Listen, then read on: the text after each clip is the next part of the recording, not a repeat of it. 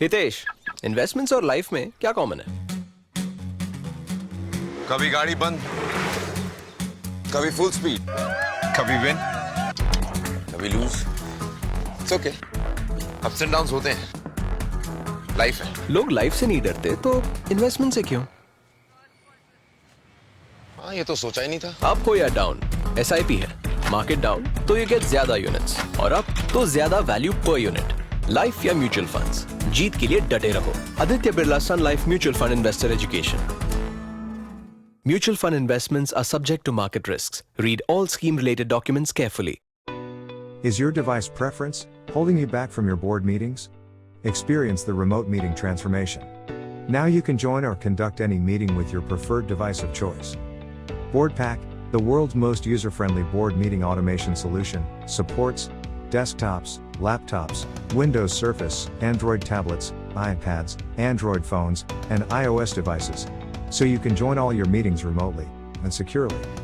To learn more about how you can get BoardPack installed on your preferred device for your next board meeting, reach out to one of our business managers at sales@boardpack.co.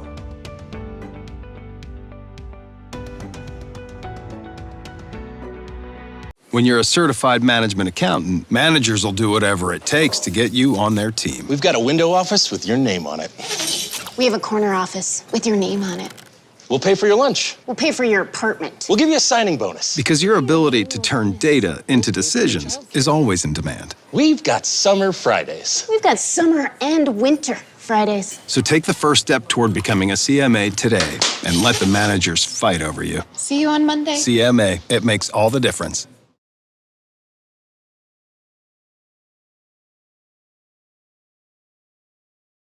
A very good afternoon from here in India. Good morning, good evening, depending wherever you are joining us from.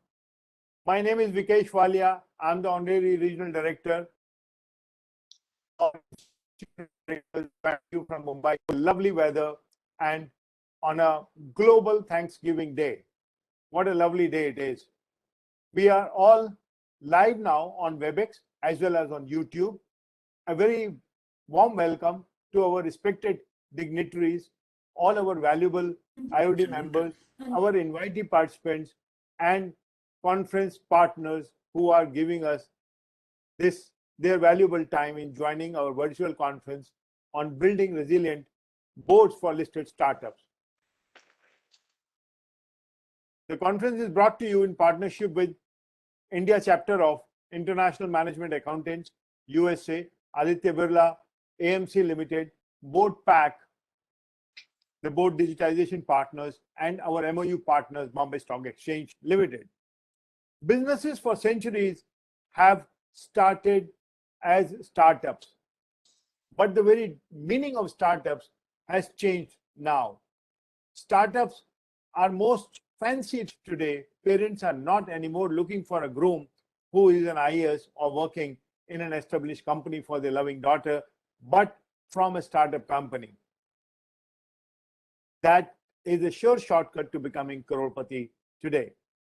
IOD is known for over 30 years to bring conferences and programs on hot topics for its valued members and partners with support of renowned subject matter experts and speakers. And I'm so happy to tell you that today is one more such day for all of us.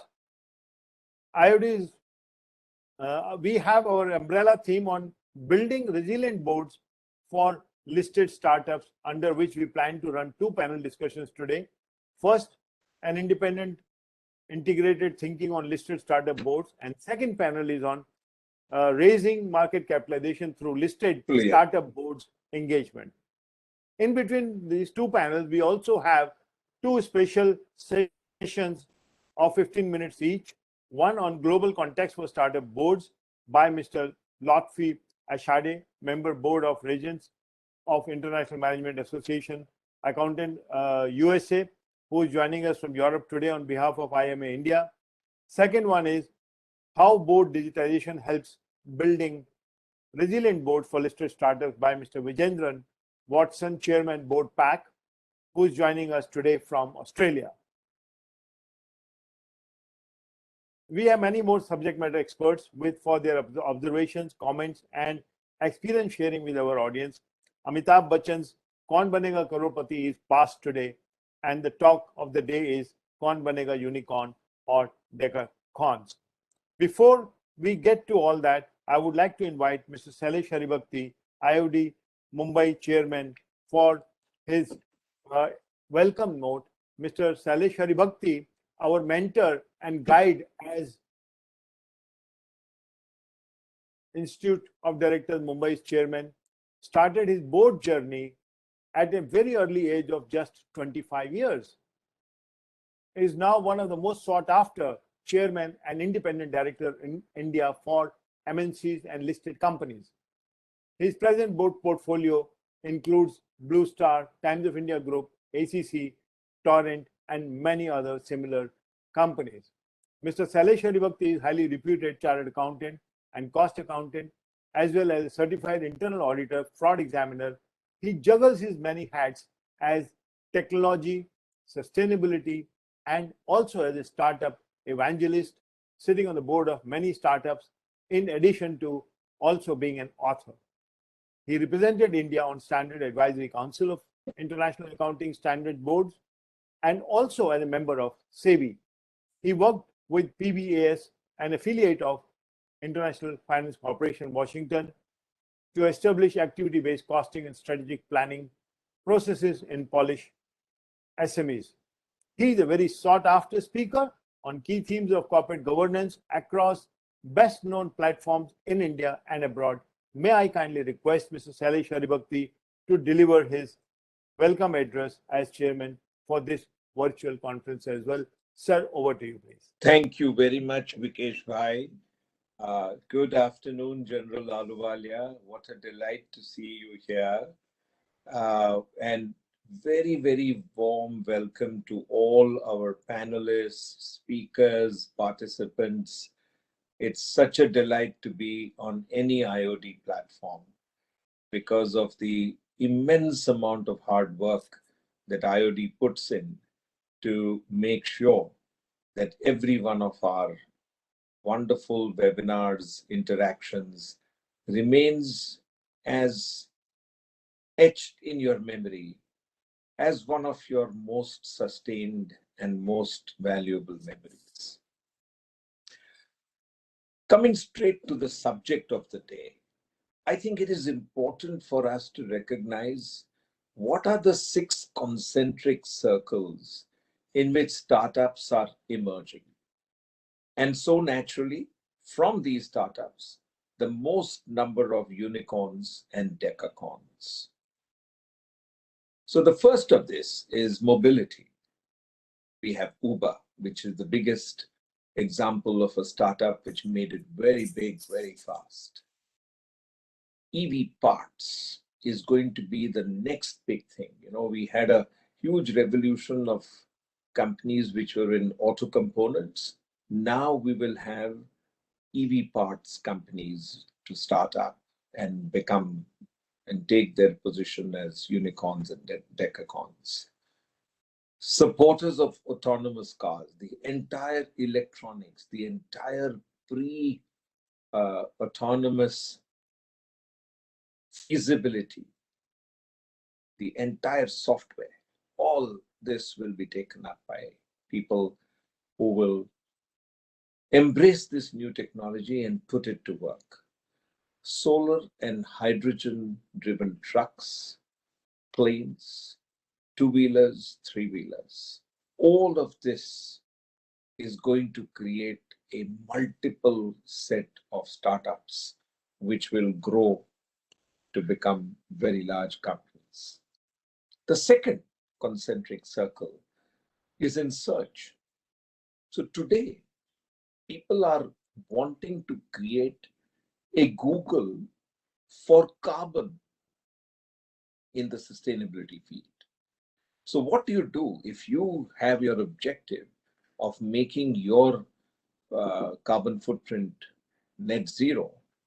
What are the various substitute products available? Where do you source them from? All of this is getting put on platforms to enable the journey to actually happen. There's a Google on discounts and promotions. This is an absolutely unique new thing that is happening because of the digital world that we are creating. There's a search for destinations, a search for restaurants, a search for holidays, a search for entertainment. All of this is evolving into very interesting ecosystems. The third concentric circle is in touchless commerce. And this can embrace agri-tech and service tech. It's very, very interesting how many new people have put up their hands to address this completely new emerging area. E-commerce platforms that we have seen with special products. Nykaa is the latest example, which went into an IPO so successfully. Phone commerce players are coming up in a big way. Pre-packed mobile commerce driven by payment interfaces on the UPI platform, digital payments, only QR code based. Somebody is creating a Google of discounts, schemes, sales, chargebacks, and cashbacks. So as soon as you reach your payment making spot in your whole journey of buying, all these options will open up and enable you to choose the right way to pay and get the best discount, the best sale value, the best whatever is available right there. Or the fourth concentric circle, again, very exciting. Fintechs, HR techs, procurement tech, all of this is getting completely populated by startups. Counterparty appraisals, platform-based invoice discounting, the obtaining of working capital finance on the fly, on a platform, term finance, equipment finance, personal borrowing, and above everything else, all of this is getting tokenized. Fifth concentric circle, it's AR, VR, MR, XR, all virtual, extended, augmented, multiple reality-driven entertainment content being created at scale. Streaming of this content, the curating of this, accessing of this, the beaming of it, the whole approach to direct to customer, encapsulating all of this into small packets and making it available at scale. And finally, health tech and ed tech, education tech. This is becoming an absolutely runaway success story, the largest area of disruption happening all over the world. Whether it is in genome mapping, diagnostics, diet and supplement recommendations, mental health, sleep. There's a whole new startup that has started in the area of facilitating sleep. Smart classes that we are fully aware of and have seen, robotic surgery-driven platforms and organizations which will enable doctors to pair or twin with a robo to actually perform diagnostics or actual operations. Now, if these are the concentric circles in which the new innovations are taking place, how should governance happen? And how do you build resilient boards for such a startup? And I will talk about only three things that I'm sure we'll discuss over the entire period of this webinar. But very important to have a whole climate of collaboration, whereby people from multiple streams of activity, domains, capabilities come together, create the right DNA on the board.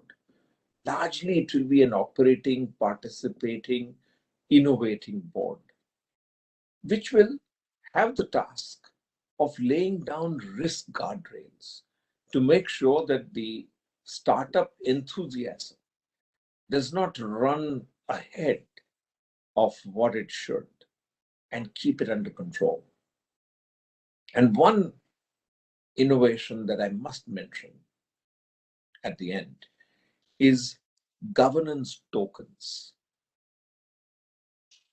For the first time, the world is beginning to actually experiment with governance tokens. So every time there is a fork in decision making, then you will be, as a board member, you will possess governance tokens, which will enable you to vote on the fork so that the company gets the direction which way to go.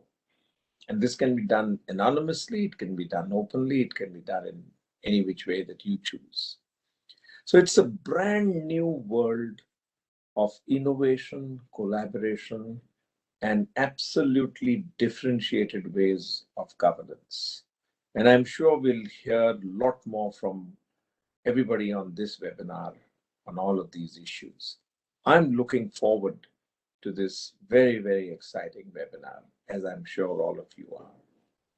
Thank you for being here. Enjoy yourself. Thank you, sir. Thank you very much for your kind words and giving the welcome address. Now it's time to invite Lieutenant General J.S. Ahluwalia, PVSM retired and President of Institute of Directors, for his President address. And before I invite him, let me introduce him also formally.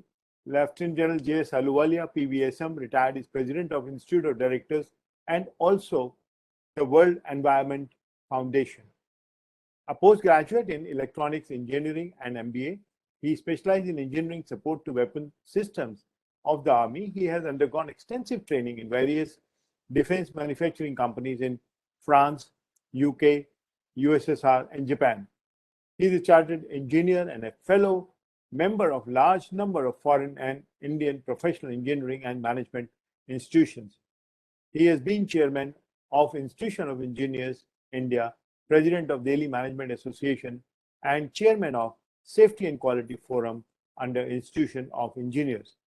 Over the last 3 decades, his contributions in promoting good corporate governance in India is unparalleled.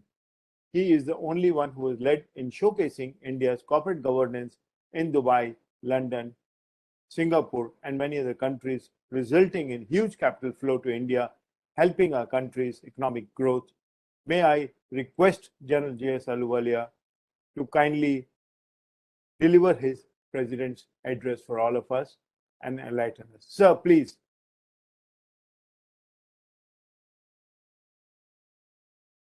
Ladies and gentlemen, it's a great pleasure for me to welcome you all, the professional members of the Institute of Directors, the young business professionals, startups, at this very important webinar organized by the Western region of the Institute of Directors, the Mumbai region, operating under the patronage of its famed Honorary Chairman Shri Sailesh Haribhakti ji and the Zonal Director Shri Vikesh Walia ji and their small team on the theme of building resilient boards for listed startups.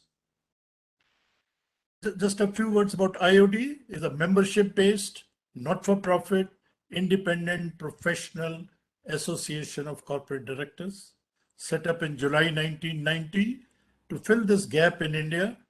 We have associations of nearly all other professional bodies like chartered accountants, company secretaries, doctors, lawyers, engineers, and so on, while the directors were left behind, and so how IOD came up. Its main role is prepare future directors, keep them updated for their role, prepare effective boards for future, represent directors' concerns with the government, statutory bodies, and media, associate with government and regulatory authorities for corporate governance reforms, codes, and compliance. Its main activities remain membership and services, training of directors and continual updating, networking of directors, and through regional and national global conventions like the one today. 3, of course, are held abroad, as Vikesh mentioned, annually in London, Dubai, and Singapore. we have a board research and advisory, which works on surveys, global good practices, boards, good governance, including compliance issues, etc. And with an eye on the future, we have board's foresight cell, which has recently been set up. Now, startups, talking about them, startups like experiments, some are successful, some not, but are the best ways to bring ideas to the market. Bringing a customer-focused, viable product, creating long-term results and growth, and gravitate to new and different processes and legacy systems. With more than 70 startups in global unicorn ecosystem by now, India stands third globally. This week we saw No Broker, a Bengaluru-based real estate platform, becoming 36th unicorn in 2021 in India, worth greater than $1 billion US. Today, we read Upshot, an online brokerage startup, becoming the 40th Indian unicorn for the year 2021, valued at around $3 billion.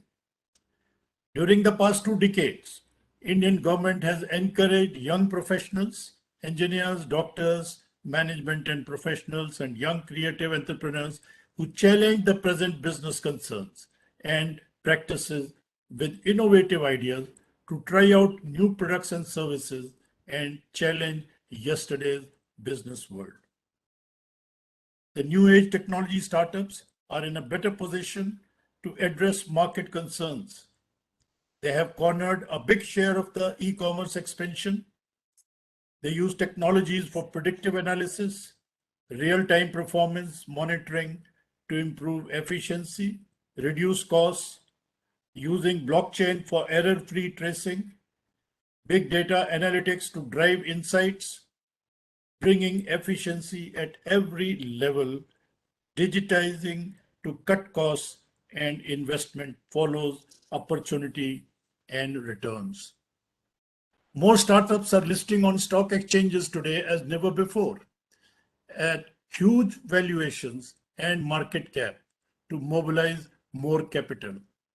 Startups are helped by abundance of investors' capital in the private market. Difficulties are in hiring and retaining skilled people, building ownership at scale over the years. But the IPO-bound startups have had to face certain hawkish assessments by stock investors and social media accounts, answering how they would make money to stay for long. Going public entails being open to probing by a large set of people. The startups need to find mentors who have run public companies in the past to help them in this. Moving to a more traditional public market needs striking a balance between staying agile and keeping growth alive. As a listed company, they faced new governance norms with a wider board. Boards now will have different internal dynamics and greater crucial role. The startup boards were small. They consisted of only investor-nominated people, providing early stage funding and keeping close watch on the financial performance. The new shareholders are bottom line driven against the earliers who were top line driven. The greater expectations are of performance and compliance. Are new board resilient enough to respond to such sudden demands? The stakeholders accept independent, integrated thinking, change corporate culture, and ability to create value. In this network, volatile 21st century, continuous innovation is the key to long-term impact and success. IOD has really found the startup ways, the way startups function and work. Their strategy and distinctive leadership could help reorganize most of the leading larger older companies to work in startup ways. So we have with us Mr. Sivakumar, very special guest of honor to deliver the inaugural keynote address.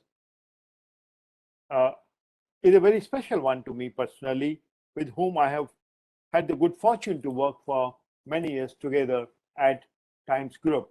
Mr. Sivakumar Sundaram is the chairman of the executive committee of Bennett Coleman and Company Limited and a member of the BCCL board as executive director. BCCL is India's largest media conglomerate, popularly called Times Group. Mr. Sivakumar is a fellow Chartered Accountant Institute of India and also Cost Management Institute of India. Is a 30-year-old veteran of Times Group, starting as a management trainee, working across various corporate functions, including finance, taxation, merger and acquisition, group strategy and innovation, response, the group's sales organization and brand capital, the group's investment arm. During the period, Mr. Sivakumar also closely involved in setting up every new business of the group, right from Times Internet to Radio Mirchi and Times TV, and many joint ventures with the international media houses. In his immediate prior role, Mr. Sivakumar was President Revenue for leading the response in brand capital, giving about 85% of BCCL's revenues. He was instrumental in setting up brand capital way back in 2005, when the words were unicorns and decacorns were not coined at that point of time. A significant innovation in global media industry, which now has assets under management of over $2 billion and an ecosystem of 800 plus clients with 1,800 sales team of response managing relationships with over another 50,000 advertisers in India and abroad. Mr. Sivakumar is a fitness and spirituality enthusiast who successfully juggles his time between family, Times Group, Sadhguru's ashram, and running marathons across various cities in India, Europe, and America. May I humbly request Mr. Sivakumar to kindly deliver his inaugural keynote address and share with us his experiences with hundreds of startups that he has interacted with and nurtured. Sir, please. Thank you. Thank you, Vikesh. Am I audible? Am I clear? Yes, you are very much. Okay. Thank you, Vikesh, for this opportunity. Good afternoon, and thank you, Western region of the IOD, under the chairmanship of Mr. Shaileshai Bhakti, for this opportunity. As we all know, Mr. Hari Bhakti also is a member of the Bennett Coleman board. So it's a wonderful opportunity and a privilege to be talking today. My presentation would not be about the serious regulatory stuff, which you all very familiar with. So let us have some fun for the next 9 minutes I'm going to talk. So at the outset, I must confess that the words listed and startups, because Vikesh said that I need to speak on building resilient board for listed startups. Now I'm wondering, the words listed and startups have a dichotomy. So either you are married, that is listed, or you are a teenager. So therefore the word listed startup to me meant getting married when you're still in the teens. And now to compound the challenge, IOD has chosen the subject title resilient as well. Now, obviously, how does one build a resilient, robust foundation for the marriage between the startup founder and a very mature but ruthless and unforgiving capital markets, purely focused on earnings and growth? So therefore, each one of you in the audience are experts in your field, and I'm sure all of you are well versed with the provisions of the various regulations governing, if pardon my language, child marriage. But therefore, I shall confine my 9 minutes of the talk to the challenges around resilience. Based on the perspective, I have just laid out the idea of putting together a board of directors, especially for a listed startup. So I'll just, with your permission, I'll quickly share a set of slides. Hope it allows me to do it. Yes, this is always. We all know that a board is a group of wise men or women who are interested with and responsible for managing and governing the legally established business entity and to represent the interest of all stakeholders. Now, a startup is like a baby just born, and its parents are the founders. If the startup is already listed, we need to be cognizant of the evolution of the board at each stage in the journey of evolution, from startup to listing.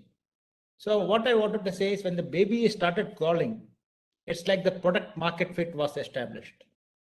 When the baby got admission to the preparatory school, it is when the angel investors and the accelerators funded the startup. Now, when the child goes to nursery and kindergarten, you have seed rounds, you have mentors. The primary schools and the formative years, I would compare to stage when the culture is established. And the Series A and Series B investments came in. The secondary school and college is when the Series C and D funding came in. And after the stage, no more pivot is possible. Business is fully established.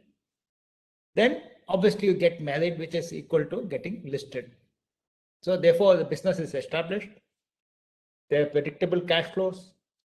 But in a startup, it is just predictable cash burns. It is not necessarily predictable cash flows. And there's no bottom line visibility in the near future in the case of startup.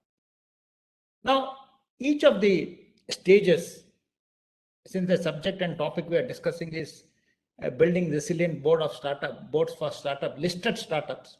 Each of the stages, as I have explained, right from the product angel investor stage to first round, Series A, B, and C. And as Vikesh rightly said, I have seen several startups going through this journey. Each of the stage would have seen a different set of leadership driving the business to facilitate its exponential growth. Once the company is listed, the board of directors compositions becomes much more challenging since the board needs to finally balance the founder's interest, at the same time aid business interest in unpredictable business environment, and at the same time be accountable for this QSQT, quarter say, quarter to rules, regulation, and expectations of the capital market.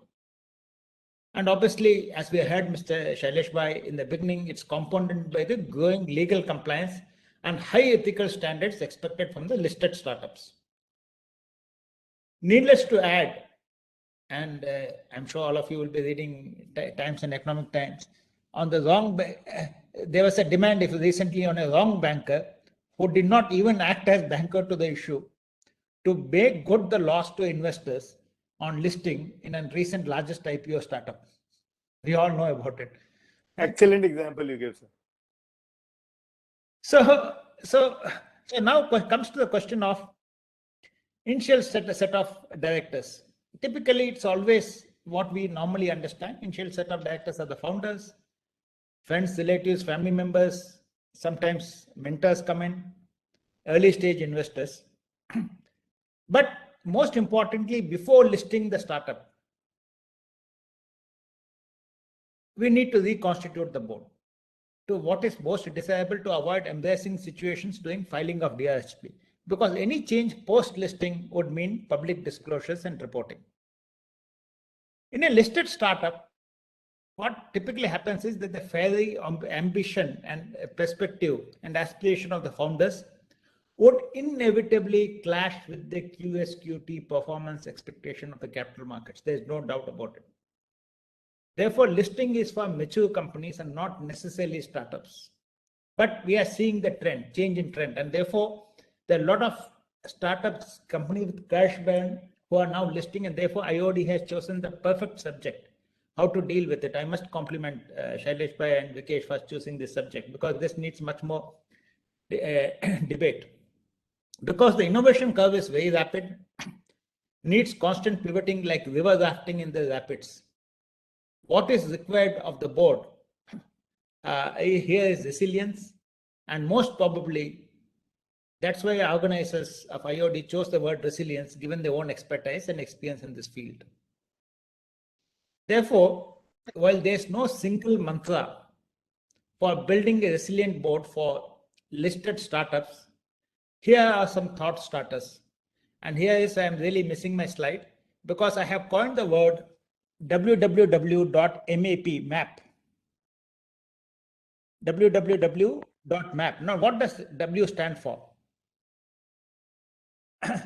Now, the first W, now what does the first W stand for? The first W stands for women director. Now, here I'm not talking about compliance. We all know about compliance, but creativity, constructive feminine energy which prevents conflicts and facilitates and ensures productive meeting. This is the most important thing, especially in a listed startup. We all know every situation is different, every business is different, and needless to add, there is no one size fits all. The chemistry, mutual respect and trust of the board and the ability to provide EQ, emotion quotient support to the CEO and the management is a strong hygiene need. So therefore, first W of my WWW is Women Director. The second, guys, thank you so much. Thank you so much. So this gives you a visual depiction of what I want to talk about. The second is a war hero, an entrepreneur who founded and sold his business, a person who has been CEO of the startup, who has a very strong relationships and network effort. He would tell you what mistakes not to make and what mistakes he has made and what he has learned from them. The third, most important, and this is also a favorite subject of Shailesh Bhai, ESG. Not only ESG, now beyond ESG is the diversity across all dimensions, diversity of thought, diversity of experience, relationships, background, gender, ethnicity. There's so much things. Today, the board, the company, the organization, the product, the service has to be OAK compliant. And preferably, this position has to be an independent director. I have marked with asterisks. So this is my WWW. Then the fourth is a new age maverick. The new age digital and technology maverick with established track record. Now you can tell me that how can a maverick have established track record? But in a listed company, you need a person. He's a maverick, but an established authority. So therefore, because what you need from investors is patience, but they will only listen to anyone with established track record. Maverick is important, who will guide you in the business. At the same time, he will be able to explain some of your crazy action, the hunger for growth, and be able to convince the investors to be patient and not ask for the QSQT. Next, the fifth, again, preferably an independent director, should be the devil's advocate, as I call it, an independent thinker, a mentor, a management expert, preferably, again, independent director, but who wears the black hat. We all know about Edward DeMona's black hat, and challenges both status quo as well as questions your continued cash burn. He's your advocate. He or she is the advocate most and will help you shape and direct the future direction of the business. The last but not the least is the protector, the most important, again, preferably an independent director who understands regulation, because you are married. And if you go to my previous slide for a second, because I didn't have the opportunity to, thank you so much.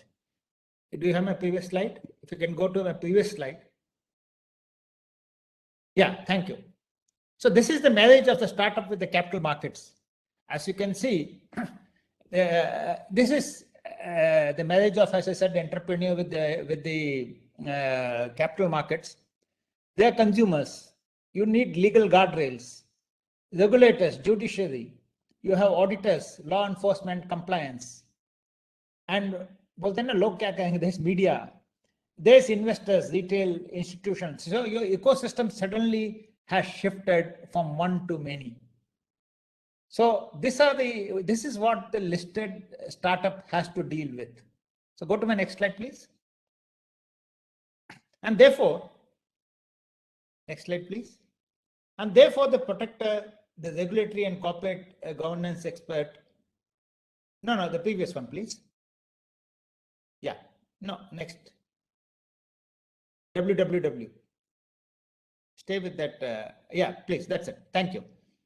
So somebody who understands the rule, processes, and procedures required to guide the way corporates behave, operate, all the while balancing the interest of stakeholders, shareholders, management, employees, customers, suppliers, finance, government, community, and list is endless, with the ultimate objective of growing the business successfully and optimizing long-term financial returns to the shareholders. When we say whom to have, it's also important to say whom not to have. And this incongruous experts, we always get people because of their name. And I can give you a crazy example. When Yash Chopra and Javed Akhtar were on the board of Jet Airways. So anyone who really does not understand your business, or you just have the name for the name, so it doesn't work in a listed startup. The investors see through it. So anyone who really does not understand your business or the industry in which you wish to operate, that's a strict no. Similarly, the troublemakers, disruptors, they argue for the sake of arguing, those who contradict their own strong views from one meeting to another. And of course, people who want to undermine the authority of the CEO. Ultimately, it is the CEO, especially in a startup, who has to drive the business. And therefore, it's extremely important that this, you have to be careful whom you choose to be the. And obviously, the last part of this is that character attributes, absolute must. And you all know, even the law enshrines it: integrity, ability to conduct the meeting in an honest, fair, transparent, and steadfast manner. One must take responsibility for recommendation outcomes based on actions initiated, because the onus imposed on the directors by the company law is only increasing by the day. Intellectual acuity, ability to understand, know the market challenges, opportunities. This are all like hygiene, so I don't want to deal with it. You all know about it. The emotional quotient, be nurturing, but not compromise on discipline. Be a guide, mentor, and respect people. High on ethics, compliances, governance, risk management, and have an EQ to manage and resolve conflict. Since I'm coming to the end of my time, last slide, please. There some quotes, and we have, thank you. These are some quotable quotes and extremely valuable, because this again comes from experience. And just look at the quote of Fred Wilson. He says, a perfect startup board should be comprised of the startup CEO, which may or may not be the founder. So its founder also needs to know what time to give up. One financial investor, an experiential venture capitalist or an angel, 2 or 3 fellow CEOs. He says 2 or 3 fellow CEOs. That is what I call the war hero. Somebody who has been, they done that, who have built the process of building successful companies of scale. Now you look at what Sequoia Capital, he talks about a board member doesn't have the nuanced detail, hence should be careful in terms of being prescriptive. They should need to be shock absorber, not amplifier.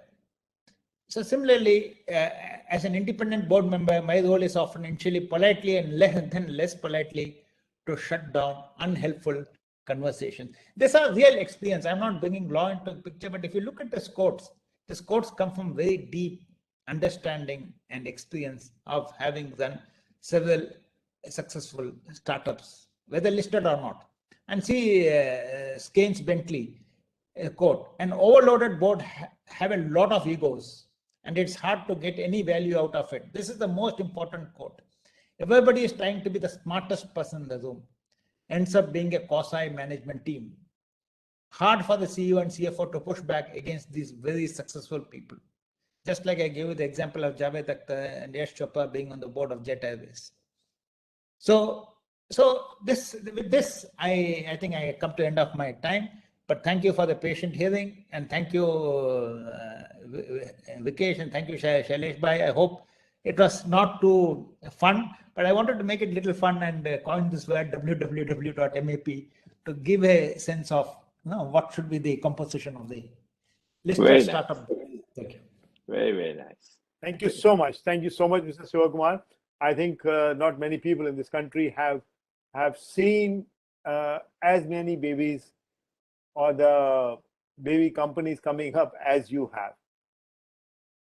One single individual, I don't think even if any VCs or PEs would have handled and invested in that many companies. So thank you very much. I sincerely appreciate these 10 minutes of your presentation. Back end must have been a couple of hours also on this. Thank you so much. So let me just invite now our next guest of honor and inaugural address speaker, Mr. A. Balasubramanian. He needs no introduction in the corporate governance and capital forums globally. Mr. Balasubramanian is the Managing Director and Chief Executive Officer of recently listed Aditya Birla Sun Life AMC Limited, and also the Chairman of Association of Mutual Funds in India. As MD and CEO, he currently oversees nearly over $40 billion assets under management at Aditya Birla Sun Life AMC, a leading asset management company in India. He also oversees a global mandate through its subsidiary companies in Singapore and Dubai, having assets of close to over $2 billion US, apart from overseeing alternate investment funds, real estate funds, and PMS, etc. Mr. Balasubramaniam contributes immensely to the ecosystem of industry bodies. Currently, he is on the board of governors of National Institute of Securities Markets, a SEBI set-up institute. He is also on the committee of corporate bond market development of SEBI. He's also been re-elected as chairman of Association of Mutual Funds in India. His earliest stint as chairman was from 2016 to 2018. He started juggling numbers much earlier in his life as a BSc Mathematics, later did his MBA. He's also an alumnus of IIM Bangalore as well as the Harvard Business School through the Advanced Management Program. I humbly request Mr. Balasubramaniam to kindly oblige us with his inaugural address. Sir, please. Thank you, Shailesh Bhai, and thank you, Vikesh, for having me part of this one of the most respected looked after session in the country.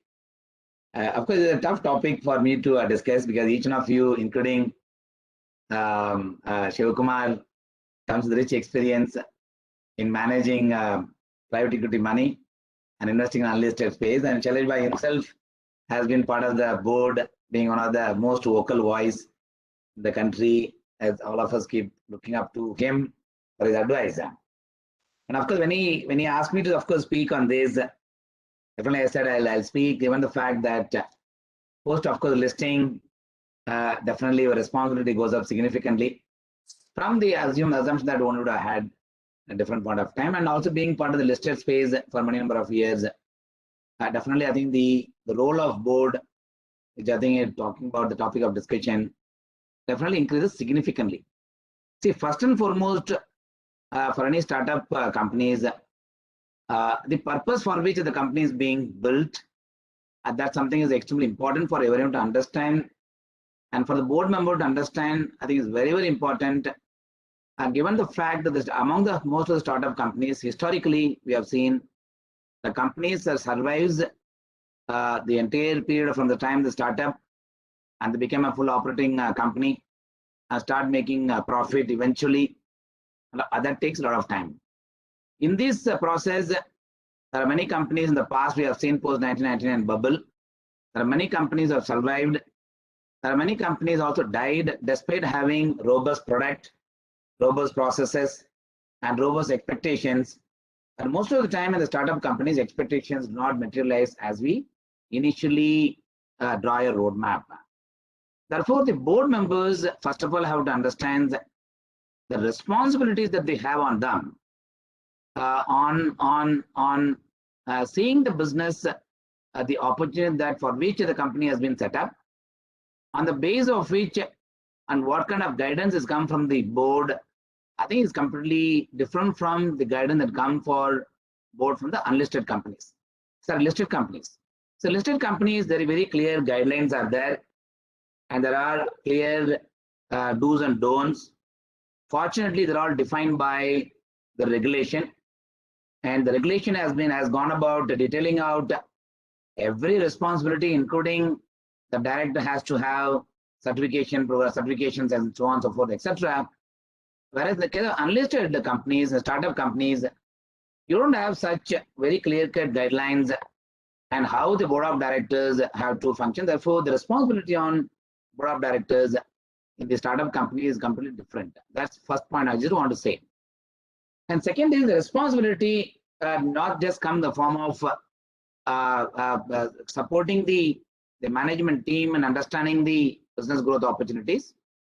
It also comes in the form of ethics and integrity in which these companies have to operate on the basis of the purpose for which the company has been set up. Many times in the startup companies, one may say something, but what they do will be completely different from what they say, the objective. And the money would be raised for some purpose, but there is absolutely no guarantee the money that is being raised how to be used actually for the same purpose for the money being raised. It can actually go into somewhere else. And when I say somewhere else, not necessarily actually the money is being taken away. The money actually can go into actually some of the businesses which you think that yes, this business is not something is something I see it as a growth sector, and therefore I have to shift my objective. Therefore, the money may go somewhere else.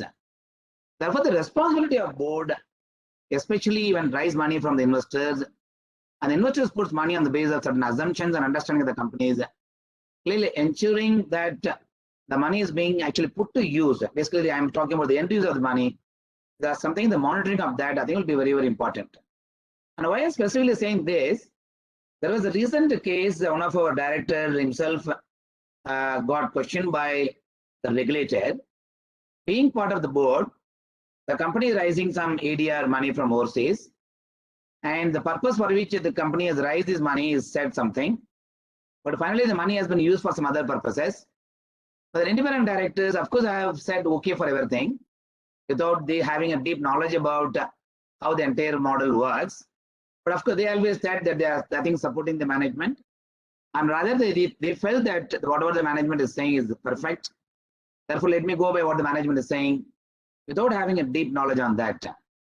The moment the end use actually came into the question mark, the director is getting a notice from a regulator saying you are also party to the whole things. Please explain. And the board of directors asking me actually, Bala, this suddenly has come, what should I do?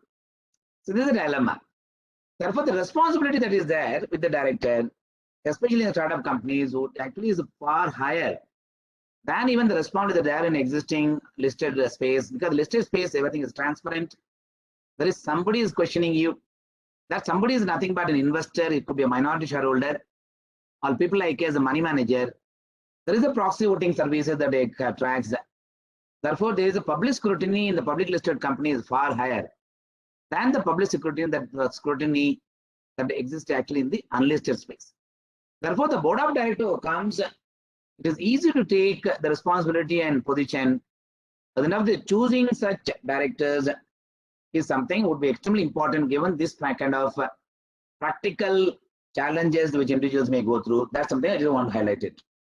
Therefore, the main purpose in building a very resilient the board would be one in the nature of protecting the longer term survivability of the firm first.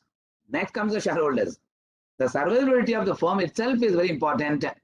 Therefore, the protecting the firm, then comes the shareholders and other stakeholders, I think would be the key responsibility in any startup company. Therefore, the company survives, then naturally everybody has the benefit.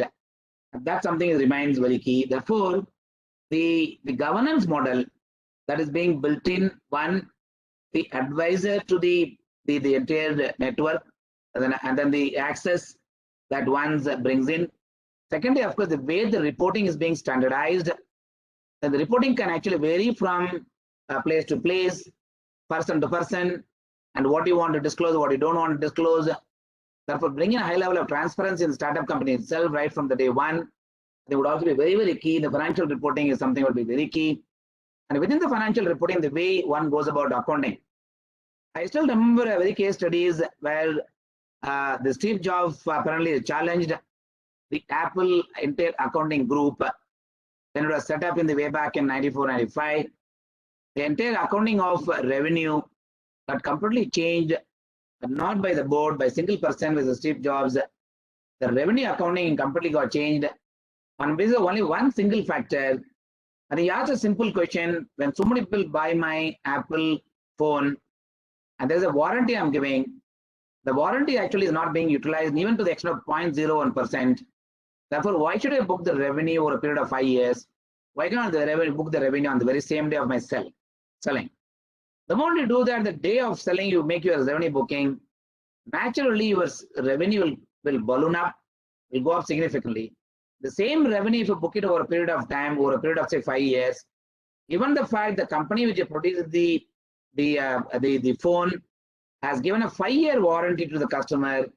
Therefore, in all fairness, the revenue has to be booked over a period of 5 years. These are challenging things. Somebody has to overrule this. Somebody has to challenge this. The promoter challenges, the board has to, of course, either agree or disagree or challenge them. There has to be right direction that one has to bring on that. That is where having a greater strategy insight, oversight on the strategy, oversight on the thinking of the management, the purpose for which is doing. Is it doing it for the purpose of a revenue optimization, or is bringing actually fairness in the accounting on the basis of pure data analytics that they may have? This is where I think it's clearly the board can contribute big time. Therefore, understanding the nuances and also the risk associated with that, I think will be extremely important. In order to make this happen, clearly the board composition, the way I think it comes today, definitely the board compositions of historical way of doing on the basis of the experience, on the basis of long serving the people in various industry bodies and so on and so forth. Maybe the question may come that whether the experience alone would be sufficient, or the age alone would be sufficient, or one should look at a variety of people with the youngsters who come with a deep knowledge about the current affairs, but need not be necessarily they are fully aware about the past trend. Therefore, such kind of people also can be part of the board. Very, very interesting example I just want to give you. There was a case which came to us very recently. The promoter of a company, of course, it's a listed company it is. The promoter of a company, of course, bringing his son to be part of the board. The 22-year-old son or 24-year-old son is coming to the board of the company. The dilemma is actually, should I approve this appointment of a director to the board, a 24-year-old boy who happens to be the son of the promoter, or should I say no? Then we were having debating. Then finally we said, I think we must support for one simple reason. He may be a 24-year-old, but the very fact that he is the son of a promoter, and having now been working with the father in the factory and going to the factories every now and then, working as a shop floor gentleman, therefore his learning curve actually is faster than the learning curve which I think would have somebody coming from outside. As long as he is able to maintain the integrity and ethics and follow the rules and regulations which is defined by the regulation, then why not we actually support him? So therefore, the bringing in youngsters need not necessarily do a harm for the board, but having a good mix of board, youngsters, women, of course, is one aspect of it, but a board that can voice their views. At the same time, the people who have come with rich experience will be able to calibrate and seamlessly move from one to other, bring in their thoughts or points, and finally agree or disagree and come to a conclusion in every board discussion. I think would be extremely critical, especially in setting up the process, the governance structures, and all such formalities. I think it would have made to be more serious in the form of building in as a part of the process. And definitely, startup companies would be able to actually set some of the standards which can be much above what we have seen in the past. Therefore, that's something which I just want to mention. Second, of course, is the various policy framework. The startup companies, what they do everything, of course, in Excel file. They make actually a normal business model, but not necessarily they have a standard operating procedures. We were evaluating a company ourselves. We thought they will invest in the company. But the purpose of the company says right from say technology to real estate and to a financial market. If the objective of the company, the startup companies, when they are actually a technology company, but objective the moment you have gone about defining to all around the place, which essentially means that you don't want to do everything, but you're very clear about what you want to do, but you want to incorporate everything as part of the objective. Because if I think you are keeping a provision in your whole model that if this fails, you will jump to something else. If that fails, you jump to something else, which essentially means guiding the promoter and guiding the companies when the objective of the company is very clear. When he's going the right direction, he does not have a need to have a provision for being everywhere. That's something again comes on the basis of the standard operating. But the moment we told them, give me a 5-year projections, in fact, they started making the 5-year projections. They're not very clear about when the customer, when the investors comes and put money with you, then definitely the investors will ask the future of the business, the projections, and what the kind of risk management practice one keeps, and how the money is going to be allocated, how the measurement of the company's progress will be monitored and measured. All such things need to have a common agreement from the shareholders. Therefore, the board asking such kind of questions, and then having people in the board who actually build business, not a pure academic people, the people who have built business and also with a reasonably good academic background. Such kind of thing, if it comes as a part of the board, the good mix of youngsters who comes with a greater learning on the technology or maybe a new way of thinking, the modern way of thinking, and the people who come with rich experience who have seen cycles, but they are also, of course, progressive in terms of thinking. And that's something I think would be extremely critical when it comes to the startup companies. I think the recent examples, I think they have seen, I saw Shekhar also mentioning about some of these companies. Clearly, all of them come the base of not the business model is wrong. The business model is good. They're all new age businesses. But the question is what kind of aspiration one sets for themselves as a promoter of the companies, and then guiding them through the path. I think that would be extremely critical for the board, and the board to have that wherewithal to ask these kind of right questions to the promoters and the board and contribute to the success of the companies. And therefore, I mentioned about the responsibility of the board on such kind of companies is very, very high. Therefore, the responsible way of running the business, ethical way of running the business, and everything that we do, there has to be a trust element, integrity, there has to come honesty, which has to come and by which nothing but allocation of resources as it is rise for the purpose for which we are taking. That comes on the basis of the honest, and all such things I think would be extremely critical and important in building a very strong board in the startup companies. This is something not been existing, and that's something which is now it's beginning to pick up. Therefore, it is extremely important that today's conference that's being done, I think very relevant, because today the startup companies are only so much. The next few years, India would have more number of companies in the startup. And why I'm specifically saying this is the recent I just heard the recent the campus recruitment in IITs, right from big companies coming actually going for recruitment of people. The number of people who opted for joining MNL firms were less. The number of people opted out of choosing the campus recruitment and want to become an entrepreneur are far higher than what is in the past. Therefore, the startup companies and new entrepreneurs are only going to grow.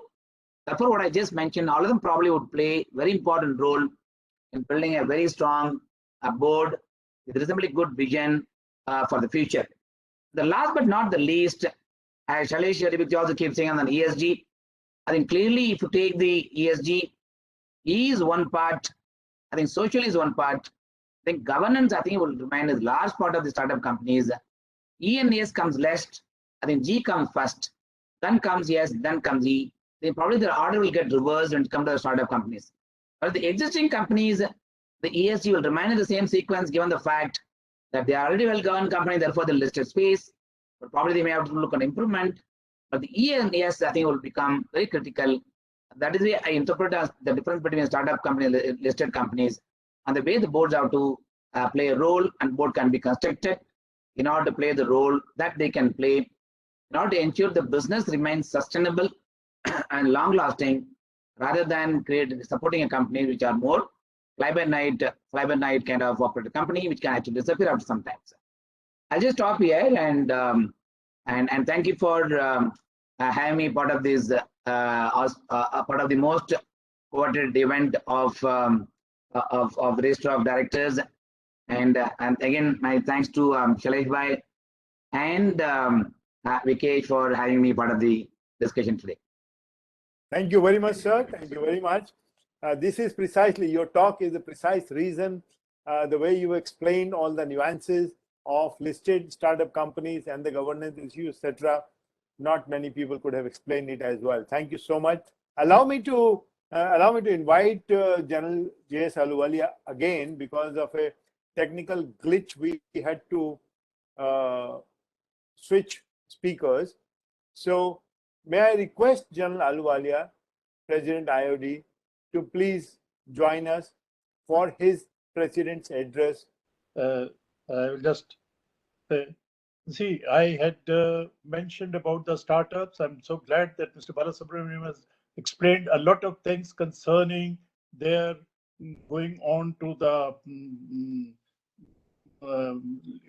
the market, the stock market, listing themselves, and showing and proving as to how they are functioning. There are IPO bound problems of startups, the new boards which they have to go through as a listed company, and its own requirements, its own governance standards, etc. So those points have very well been brought out. This is something in which I had decided to say a few words, for which I don't think there is any need now for me to say. So, but still, because I just was saying that new shareholders are bottom line driven against the earlier who were top line driven, when these people were looking at their governance systems and seeing how the innovation or innovative methods and investment were coming in to bring them up and move forward. They were just a listed limited board at a for a for a startup company, in which they could have people who were just investors, and they were looking for new methods, new areas, new products, viable products, and new areas to move up. So startups where we talked about the 40th icon for the year 2021, who has gone up today, this morning. And so it is they are able to, apart from IPOs, they are able to get in a lot of market value for these companies. I had decided also to say a few words, because we have been looking at how to improve the functioning and the future board, and we find that a lot of things we can learn from the startup, the way they start up, which we call startup ways, the way the startup function are startup ways. And these startup ways, their strategy, distinctive leadership, their innovative methods, and continuous innovation, how these things have really bringing them up quickly to the market, to the icon-based standards, and move forward. This is what all the companies really need to come up. So IoD finds that startup ways, their strategy and distinctive leadership could help reorganize most of the leading larger companies. And startup ways include continuous innovation, creating internal startup teams to create cycles of continuous innovations, to create a culture of growth, to create, nurture, and sustain entrepreneurial thinking strategy on its ecosystem. We need to rewrite organizations' DNA and create a vision and a blueprint in response to challenges, a management to enable continuous transformation at any stage and scale. So the old companies, they lack short-term entrepreneurial opportunities. Operational resilience is a strategic imperative. We need highly interactive, high-performing teams for an agile organization, which is nimble to adapt quickly for exponential changes. They need highly iterative, experimental mindset and skills as key to unlocking continuous, innovative, and sustainable growth. I'm very sure that startup ways can bring speed and scale into a big company, a uniqueness that assumes a culture of creativity, innovation, and continuous learning for ensuring their success. So there is a lot to learn from the startups and the startup ways, and I wish the startups all the best, and we certainly look forward to learn more from them and see that how other organizations can also benefit. Thank you very much. Thank you very much, sir. Thank you very much. We sincerely appreciate your time, and I'll request Mr. Sailesh Haribhakti to kindly thank our inaugural session speakers and do a small summary as well, please. Thank you, sir. Thank you. Mr. Sailesh Haribhakti, please. General Aluwalia, Bala, Shiva. It is such a delight to listen to this particular session because of the closeness that I feel with both Bala and Shiva. It was particularly refreshing to listen to their very articulate views. I must thank Shiva for giving us WWWMAP. I think that is something that we will never forget. That will remain with me forever. Shiva, very, very well put. And I'm so happy that on a day like this, which is a Thanksgiving Day, you actually recognize the contribution of women and put them as the first W. I truly, truly appreciate that. And Bala, what can I say? You gave us such a comprehensive view.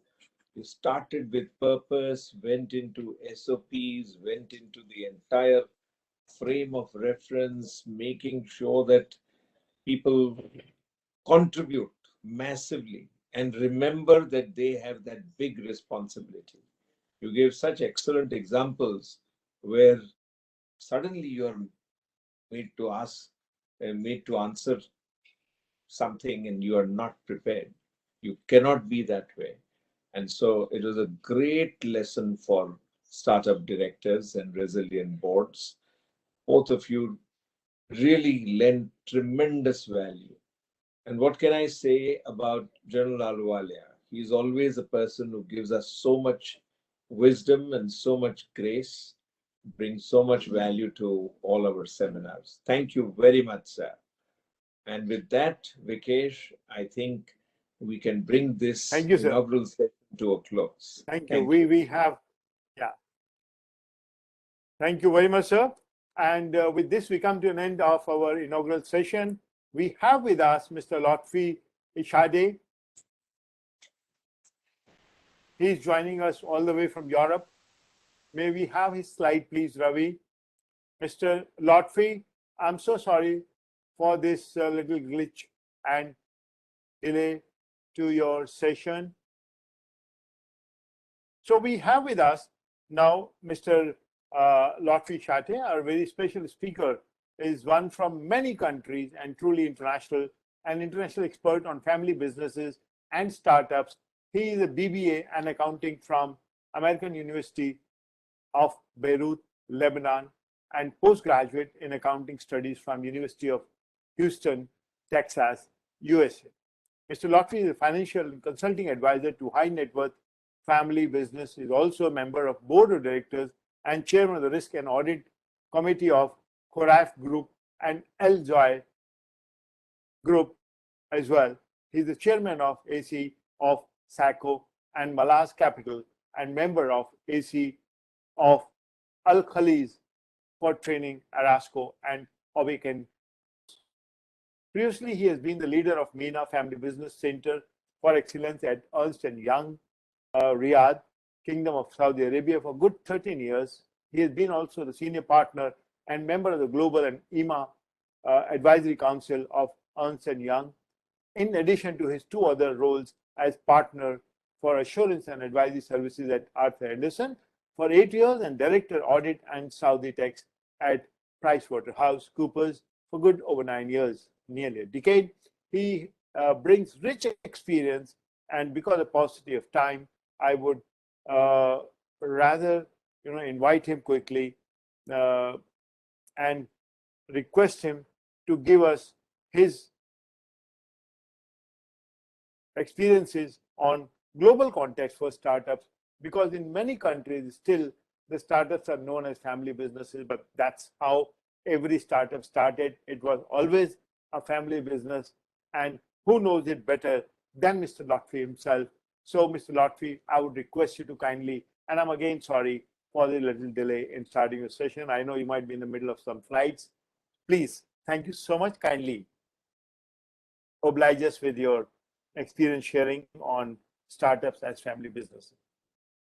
Thank you very much, Vikesh. I really appreciate it. I would like to say good afternoon to all participants to this very important conference. I would like first to thank the IOD and the IMA chapter in India for inviting me. It's my honor and privilege to be with you.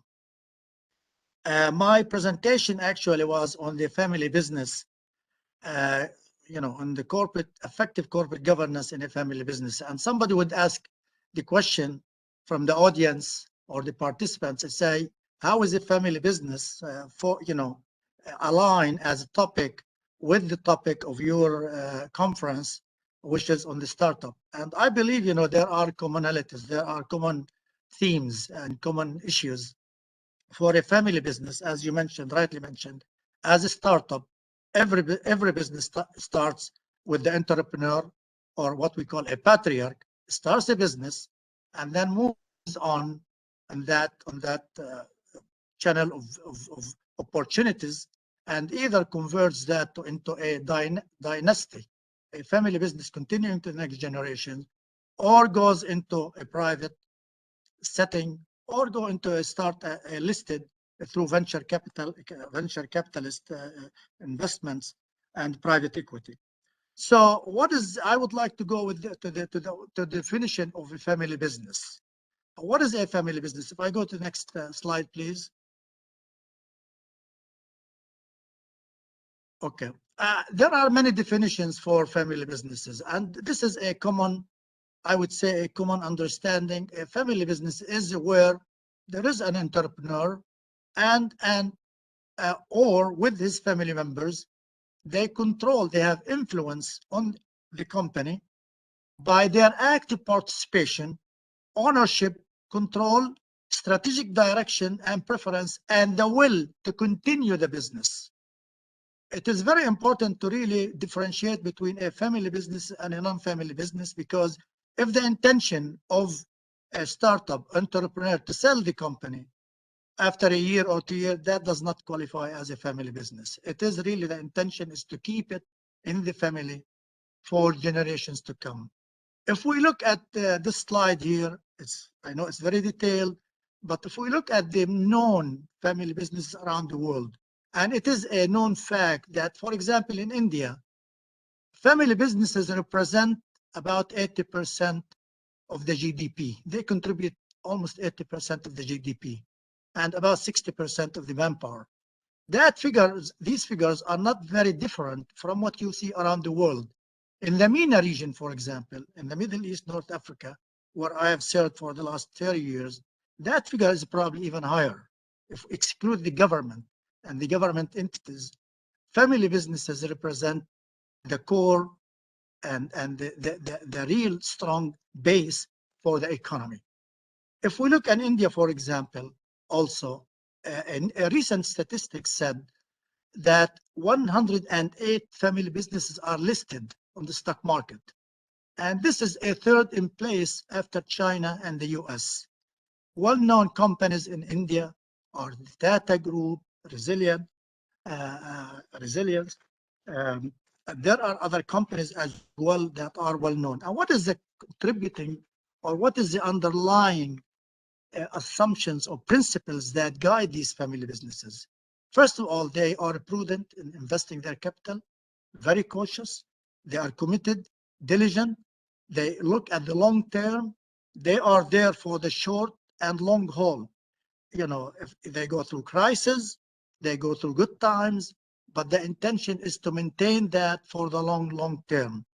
And there is also a key component of family businesses is that they are loyal to their business, and their employees are loyal to the business, and the family are loyal to the business as well, and to employees. And they are, of course, they have the social connection. There was a talk about ESG, and family businesses are known to really be a good contributor, supportive of the communities when they work. Next, please. These are some, I just wanted to share with you a few names that have family businesses that have really weathered so many conditions, so many difficulties, so many ups and downs, and they are survived for many generations. The first, for example, the first name is in the 48th generation from Japan. Hoshi Ryokan is also in the 46th generation. And we see many of these companies, family businesses, in India, in the Far East, in Europe, in the US. They survive because of their commitment to the long haul. They are not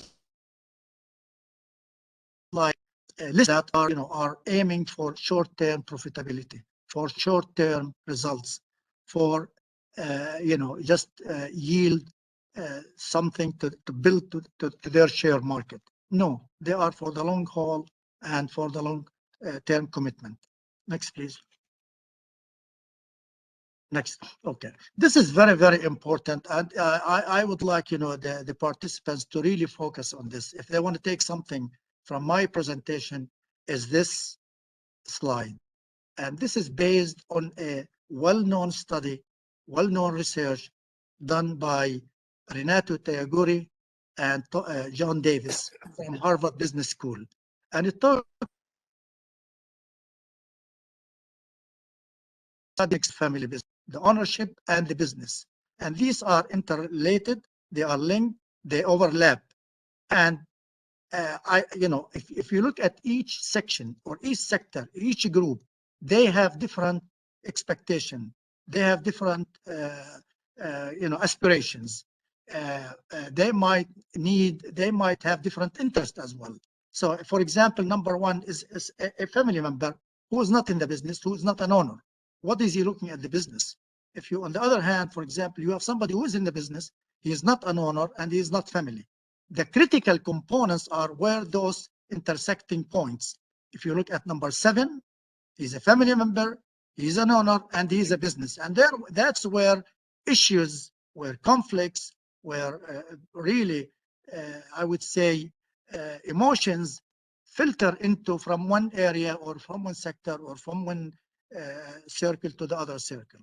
And that's where governance, good structures, good policies and protocols really guard against falling into some of these issues. Next, please. Key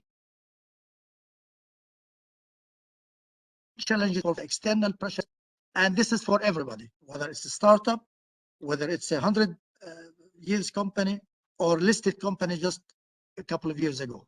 There is the external pressure, where there's economic conditions, we have the COVID crisis, we have geopolitical issues, regulatory issues, as well as the new technologies. Everybody is moving into digital world, into digital applications. And if you are not in that business and you are not well geared to what's happening around you, you're going to be out of the market. On the right side, this is really issues related to the family business. We talk about succession planning.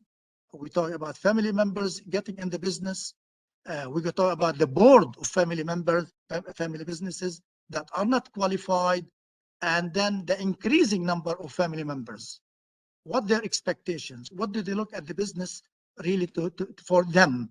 And I have seen a lot of family businesses that they were successful in their business and what they're doing in their sector, in their products. However, they failed big time because they did not address the family issues. And that's what I really talk about. When I was a partner with Ernst & Young, the focus was always in corporate. What do we do on audit? What do in consulting, tax, advisory? We never looked at the family side of the business. Then, there was a wake-up call and say, well, these businesses have failed, not because they really have a bad product, but because they really did not manage well the family issues. Next, please. Okay. What is corporate governance? If you ask probably 100 scholars, everybody will come with a different meaning, different interpretation. But in principle, and I cannot really dwell too much on this slide because everybody on the panelists knows this by heart. What is corporate governance? It's in principle it's a set of standards, processes, rules, practices that govern how a business should be run. And this goes from the board, from the shareholders, to selecting the board members selecting the management, and the management runs the daily operations with the proper structures. We talk about the board, and there's a discussion about the board, but it's very important also for startup companies that are listed or even family businesses really to focus on other committees. And I serve on the audit committee, and the audit committee has a critical role to play in ensuring a proper governance and a proper risk management. Next, please. What is a family governance? This is on the other side of the coin. And this is a process for the family business to run their business, run the affairs of the family members. So it manages the relationship between family members among themselves, and then family members with the business. Who should be in the business, who should not be in the businesses. It defines the roles and responsibilities of family members who are in the business and those who are not. And then it creates also opportunities for sustainability, for continuity, for conflict resolution, for managing conflicts, for managing expectations. Next, please. What is the goals of family governance? It is mainly to manage the expectations, align the expectations and goals and objectives of the family and the business. If there is no alignment, something is going to happen. It's not going to go well. If you have conflicts in the family that runs in the business, and I have seen it. I have seen where a listed company, not startup, a listed company that has been in the business for many years, and there are 3 family members in there, and at the board level of the company, they fight. They have struggles among themselves. They cannot really align, or they cannot really get into unify their position on something, for example, strategies, on budgets, on plans, on selecting the CEO, on dividend policy, on personnel policy. So it's very important that we really have a proper alignment, a proper communication, proper coordination between the family side and the business side. Next, please. What are the challenges in family business today? And this could really also fall into the startups to a certain extent, as I have heard from the previous speakers. It is really, first of all, the balancing, as I said, between family and business demands. Be transparent about succession. In our culture in the Middle East, and probably in India as well, is that the patriarch, after establishing the business and growing it for so many years, decades, decides, who's going to be next in line. He's 70 years old, 75 years old, and he wants to get out. The tendency has been, culture-wise, is really give the position, a successor, to the eldest, and the eldest male. And that maybe worked for a while, or made worked in certain instances, but doesn't necessarily work in every instance. So you have to look at the right talent. You have to look at the right expectation, the right expertise. You really have to have effective successor who really is aligned with the business and aligned with the family, and at the same time he's accountable. It is not really selection process should be based on merit, and that's easily said sometimes, but when it comes to reality, sometimes we deviate from that. Next, please. In my view, I mean, this is based on some research. It talks about how do you select the board members, and the most critical component is use a competency-based approach. So I've seen family businesses, and even in startups, they select their closest friends, their lawyers, their accountants, their advice bankers, and that's not necessarily a good practice as per research. So you need to select people who really bring in fresh look, bring in expertise, competency, independence in a lot of jurisdictions, like for example the CMA, in Saudi requires that, for example, listed companies usually have at least 1/3 of the board members are independent, and that's very, very important. Bringing some people with expertise, bringing people with a global outlook. They have expertise, in different sectors in the business as well. Next, please. This is just a slide I'm sharing with you, is what is in a family business. There are 3 sectors or 3 divisions, I could say. There's first of all the portfolio of companies, particularly if a family business owns a lot of businesses in different sectors, in different geographies. Then you have first of all the holding company, and that's at the corporate level, which manages all these investments. You have the board of directors, which again will be required to really have independent members. And then on the family side, you will have the shareholders council and the family council.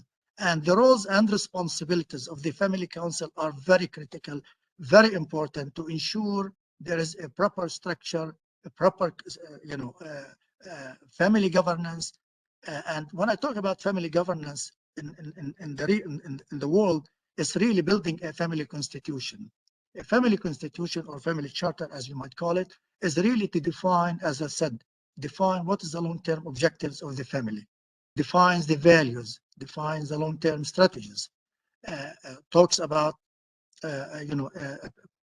personnel policy, employment, investment policy, development, new opportunities. So this is very, very important to really define the roles and responsibilities on the family side as well as on the business side. Next, please. Some of the family members I've seen, the well-known established, they establish also to really go along the path of ensuring proper succession, proper planning, proper education and training of the next generation, and to manage conflicts and issues. They establish a lot of committees. There is a charity committee, conflict resolution committee, the family personnel committee, and family office, which runs the investment. Again, it depends on the nature of the business, on the length, on the strength of the business, the size of the business, what kind of committees they establish. Next, please. And that is really my presentation. I could spend an hour on this, but I thought at least sharing with you my thoughts on the family business. I know it is not a startup. It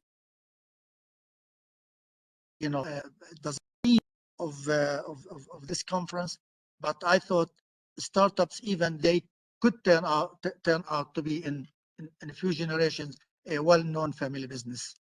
And I want to thank you, Vikesh. And if there are questions, I'll be happy. Thank you so much. Thank you so much. What a lovely presentation, and real, deep insights into the family businesses and family boards. And you explained so very nicely about the whole structure, about how the whole structure is there from the family down to the line in the management. We have questions, but I'm afraid if you have time, sir. Yes, I do. I have another 10-15 minutes before my next meeting. I'll be honored to take any question and give my thoughts. Well, the first question is about how to manage the conflict between the public shareholders in a family business and the family interest. Okay. And when you look at any business and evaluate its performance, you look at it as a business. So public shareholders who are not family members would really evaluate and assess the performance of that business as a business. That is a really critical issue when you have family members that are in the board, manage the business in a way that is not necessarily aligned with the direction of the business. For example, I give you an example. Because the family business is controlled, as we said, by family members, although it's listed company, they wanted to expand into another geographies, expand into separate lines of business. That is not really necessarily what was evaluated. There were no proper feasibility studies or business plans driven. And the public shareholders, those who are not really shareholders, I mean, not family members, raised the question is that why is this happened? Why the company has ventured into this line of business when it is not profitable, when there was no business proper business plan. And that's where the role of the independent members of the board really have to take that issue seriously and address it properly and timely with the rest of the board. Sir, second question about your presentation. with compliments to you for explaining and giving detail of the oldest businesses in the world. My God, the kind of digging you have done in bringing this presentation, our audience is completely awed by it. One member wants to know about the biggest family business also. Globally today, which business would you call it the biggest family business? Honestly, it is very difficult sometimes because, you know, some of the family businesses, as you know, I mean, if it is information. Is it Rockefeller or is it Walmart? Which is the biggest company? Well, I don't know. I mean, at Liberty, you know, if you have a royal family, it's a family, and they own. Yes, own, yes. They Aramco, own you are sitting. they own You are 70%. sitting in the home of Aramco. So it's a very difficult question because some of the information are not readily available. You know, Thank you, not sir. Thank you publicly very available much. anyway. Thank you very much for your time. We sincerely appreciate and thank IMA also, Mr. Pranesh and Lata both for organizing your time and managing your schedule and diary for us. Thank And you very much. We look forward to inviting you again. I would love to come to Mumbai. I was there about 5 years ago with course at the time with the Ernst & Young, and we have the strategic growth market, you know, conference. So it would be an honor and pleasure to really come again to go back, you know, to your. Thank you so much, sir. We sincerely appreciate on behalf of Institute of Directors and all its members. We appreciate and thank you for your time. Thank you. My honor and pleasure. Thank you for this lovely session. Thanks a lot. Thank you. Ravi, Take may I now request for a 1-minute break, video break, before we start our next panel discussion. Thank you, sir. Hitesh, investments और life में क्या common है? कभी गाड़ी बंद, कभी full speed, कभी win, कभी lose. It's okay. Ups and downs होते हैं. लाइफ है. लोग लाइफ से नहीं डरते तो इन्वेस्टमेंट से क्यों? हाँ, ये तो सोचा ही नहीं था. अप हो या डाउन, SIP है. मार्केट डाउन तो यू गेट ज्यादा यूनिट्स और अप तो ज्यादा वैल्यू पर यूनिट. लाइफ या म्यूचुअल फंड्स, जीत के लिए डटे रहो. Aditya Birla Sun Life mutual fund investor education. Mutual fund investments are subject to market risks. Read all scheme-related documents carefully. Board Pack is equipped with state-of-the-art security features, including AES 256 encryption, ISO 27001 certification, document-level user access, remote purge, regular penetration, and vulnerability testing, 3-tier deployment architecture, compliance with corporate IT policy, and pre-authorized device usage. So at your next board meeting, let us take care of the security of your board papers, so you can focus on the meeting at hand. Board Pack, the most preferred board meeting automation solution. When you're a certified management accountant, Hello. recruiters will do whatever it takes to reach you. I got 2 companies that can't wait to meet you.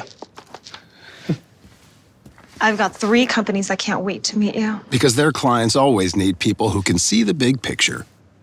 Call me. So take the first step toward becoming a CMA today. Oh, where'd she go? Look at that. And see what it feels like to be at the top of everyone's shortlist. CMA, it makes all the difference. Lovely. So we are here on the agenda. The theme is independent integrated thinking on startup boards. This is our first panel discussion and is going to be chaired by Mr. Atul Kumar. Here we are. Mr. Atul Kumar is going to chair this session. An interesting session. Very difficult session, I must say. And not many people can do justice to this session other than Mr. Atul Kumar, Sutapa Banerjee, and Rajna Bhusari ji we are having with us. Mr. Atul Kumar is going to chair this session. Mr. Atul Kumar is currently the advisor, ethics and governance at IndusInd Bank. He is also the former founder, chief ethics officer of State Bank of India, and as the founder, chief ethics officer of the Indian banking at State Bank of India, he single-handedly and very speedily set up the function in less than 12 months' time, resulting in huge improvements in compliance, risk reduction, and business decision making at State Bank of India. The key highlights of his career have been an expert in corporate governance practice for over 2 decades, proactive management of compliance, reputation, and conduct risk behavior modification strategies based on nudge principles, experience of handling over 9,000 investigation events of conduct failing compliances. My God, whistleblowing and frauds. 9,000 is a huge experience, very rich experience, obviously coming from the largest bank and largest carrier for Mr. Atul Kumar. He is widely known for formulating policies on investigations, gifts, social media, conflict of interest, incidents management, vigil mechanism, and whistleblowing from a regulatory perspective. He has also headed the POSH team in the bank, and his board level experience has been active participation in over 40 boards, my God, and related committees, including audit committee, IT data committee, fraud committees, training committees, and you name a committee, he has been part of many of them. Chaired Government of India Committee on Ethics in Banking, designed a course in ethics in banking for banking industry for the IIBF. A very sought after speaker at best of industry forums and premier business schools. I would like to invite Atul Kumarji for chairing this session while I introduce the other 2 speakers as well. So the next speaker in this session is going to be Ms. Sutapa Banerjee, with over 3 decades of professional experience, spending 24 years in financial service industry across 2 large multinational banks, namely ANZ Greenlays, my first bank, and for many years also, and ABN AMRO, of course, I had never banked there, and a boutique Indian investment bank, Ambit. She built and headed several businesses, a well-recognized thought leader in wealth management space, having headed and successfully built from scratch private wealth management business at both ABN AMRO and Ambit Capital. Ms. Sutapa has been highly recognized with numerous awards such as Top 20 Global Rising Star of Wealth Management, also the 50 Most Powerful Women by Fortune India. She is the most sought after board member today for prestigious companies like Zomato, Godrej Properties, JSW Cement, Axis Capital, Manappuram Finance, Camlin Sciences, and Neogen FinTech, and has been saying no to many other offers, including 1 or 2 offers that I had also requested her. She could not even say yes to me. She served on the board of Oxfam India and a nominee director for Women's World Banking for several years, is a visiting faculty at IIM Ahmedabad, where she created and taught elective on behavioral biases in decision making. It's a very fine nuance and an impact on corporate practices with a focus on gender. My God, a very, very special subject, a first for any business school anywhere. Sutapa is also an adjunct faculty at ISCA. In addition, she works as decision coach for senior leaders. She is an advanced leadership fellow from Harvard University. Her area of work makes her a teacher, consultant, trainer, writer, global speaker, specializing in cognitive noise and biases in decision making and the use of behavioral insights. And I'm also aspiring to be her student one of these days through her sessions.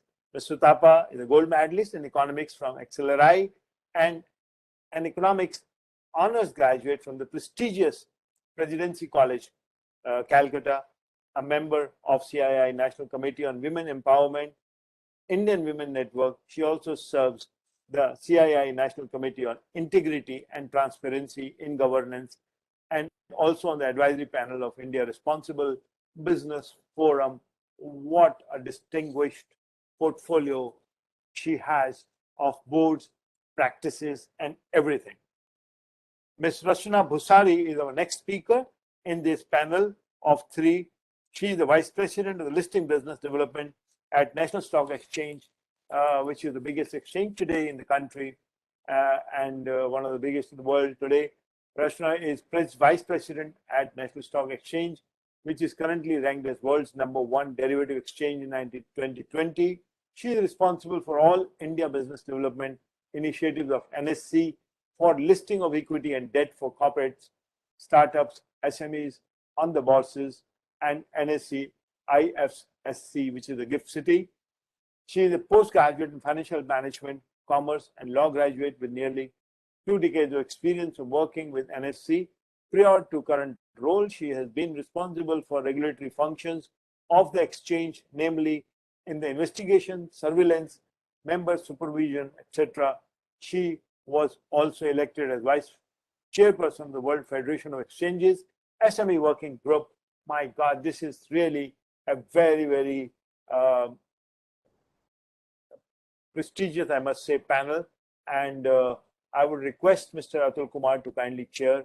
And we are all looking forward to this special topic with this special group. Over to you, Atul Kumar ji, Sutapa ji, and Rachna ji. Please. Thank you, Vikesh ji. I will come straight to the subject in the interest of time. Please. Today, startups operate in a complex and uncertain world, constantly pivoting and evolving. Once listed, the whole ecosystem in and around the startup sees a sudden and huge shift. They enter into an altogether different universe of business and regulation, where corporate governance and compliance requirements have a significant play. It's a brave new world where they have to graduate from a shareholder's perspective to a stakeholder's perspective. It's a paradigm change. Now there are multitude of internal and external drivers, interdependencies, and trade-offs that are going to influence the process of decision making, the promises that these decisions entail, and also the expectations of a variety of demanding stakeholders. Startup boards, including the CEOs, are required to navigate through these challenges. And these challenges are extra compounded, especially looking at the fact that the COVID-19 pandemic has laid bare the fundamental truths for all companies that human and natural systems are inextricable, interdependent, and increasingly fragile. Environmental, social, and governance concerns are core risks of business sustainability. Social license to operate can no longer be taken for granted, but must be earned and preserved with every action. In such a volatile context, when the foundations of business itself seem to be changing rather rapidly, how can the boards of startups effectively lead their organizations to meet this new stack of demands? I think independent integrated thinking offers a way out, rather the only way out. Boards can significantly impact the trajectory of a startup and create a strong net positive experience for their organizations. By adopting a corporate governance approach, which is driven by an independent integrated thinking and thus reduces the cognitive load for an effective decision making. What do we mean by independent integrated thinking? Let's look at the meaning of the words themselves. Two attributing adjectives, independent and integrated with the word thinking. Each combination has its own nuances. Independent thinking is a mindset that's comfortable with the unfamiliar, that can gently let go of preconceptions and presumptions and can see and seize new possibilities. Sometimes I have seen that we conflate critical thinking with independent thinking. This is not correct. Independent thinking goes beyond critical thinking. No doubt, critical thinking is a major part of independent thinking, but not the only type of cognitive skill. That's irrelevant. Independent thinking is thinking critically, analytically, logically, and reflectively, with an element of counterfactual thinking as well. It's a proper mix of system 1 and system 2 thinking of Daniel Kahneman. To put simply, independent thinking is thinking differently. It reframes the things it reframes the way we look at things. It brings in decision hygiene, a term used by Daniel Kahneman and his colleagues in their latest book, Noise, the Flaw in Judgment. Noise, the Flaw in Human Judgment. Now, what do we mean by integrated thinking? Integrated thinking is about connecting performance with purpose. It's about having a clear vision of what drives value in the startup and this vision being consistently and clearly held throughout the organization. It involves identifying, executing, and monitoring business decisions and strategies around this vision of purpose for long-term value creation. Then I see two components in integrated thinking. The first component connects strategy, governance, past performance, and future prospects. This helps a startup take into account the connectivity and interdependencies between the factors that have a material effect on its ability to create or erode value over time. Governance and strategic oversight helps a startup understand value creation through a new lens that balances short-term and long-term outcomes and acknowledges the diverse range of resources, natural, human, social, and financial, on which enterprises rely. The second aspect of integrated thinking is that it helps break down the different silos in a startup and creates a coherent and comprehensive management and governance approach through a more productive dialogue among internal stakeholders. This understanding creates a significant cultural change in attitudes and ways of doing things. Additionally, through integrated thinking, organizational teams may better appreciate and understand the impact of their decisions, behavior, and processes on stakeholders, other internal units, and the firm as a whole. More significantly, what I feel that employees develop a better, broader perspective by internalizing the organization's norms, values, objectives, and ways of doing things to the extent where they become morally committed to them. Achieving independent integrated thinking is no easy task, as it requires a holistic and cohesive approach to address each part of the enterprise overseen by the board so that it's infused into the operational fabric of the business. Here we must understand that independent integrated thinking is a journey, not a destination. It's a dynamic, iterative process that requires continuous learning and improvement. And embedding independent integrated thinking in a startup often demands organizational change and a cultural shift to reflect purpose-driven values. Values are the DNA of any organization or startup. And the good news is that they can be hacked. They can be re-engineered to create desired outcomes and experiences. Without values, there is no solid structure for independent integrated thinking to get nurtured. Boards have to be amply conscious of this important fact. There are a number of studies and books on startup boards. If you go through these, it comes up that there are 10 action points for startup boards to intend to design and manage effective process of independent integrated thinking within their organization right from the beginning. First, set the tone from the top. Show the understanding, interest, and commitment to champion the adoption and effective use of independent integrated thinking. Stack the deck in your favor. Create a cross-functional work group led by enthusiastic internal game changers to ensure engagement on a continuous basis. Clarify the difference between performing sustainability and sustainable performance early in the process. Focus on the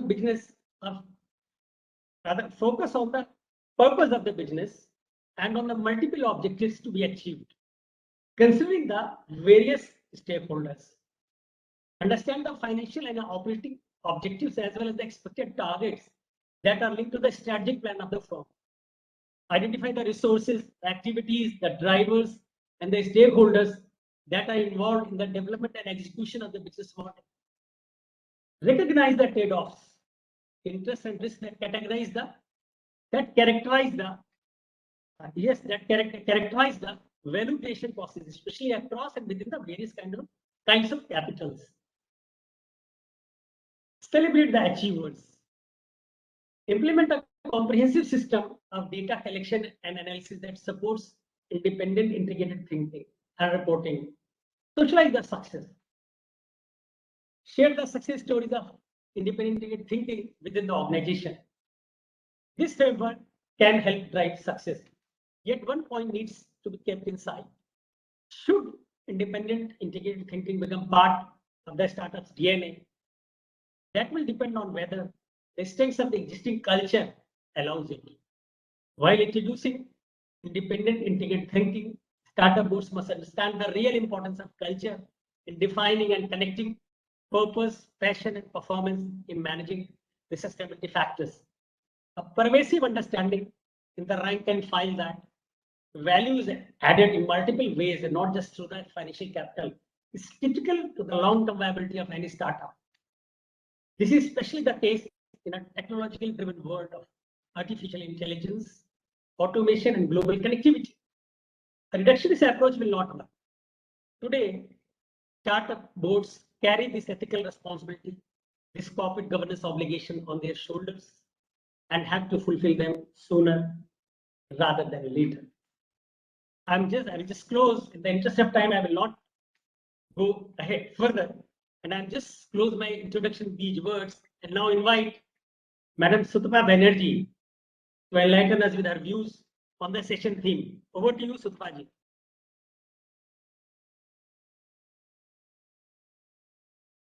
Hello. Yeah. Good afternoon. Am I audible? Yeah. Okay.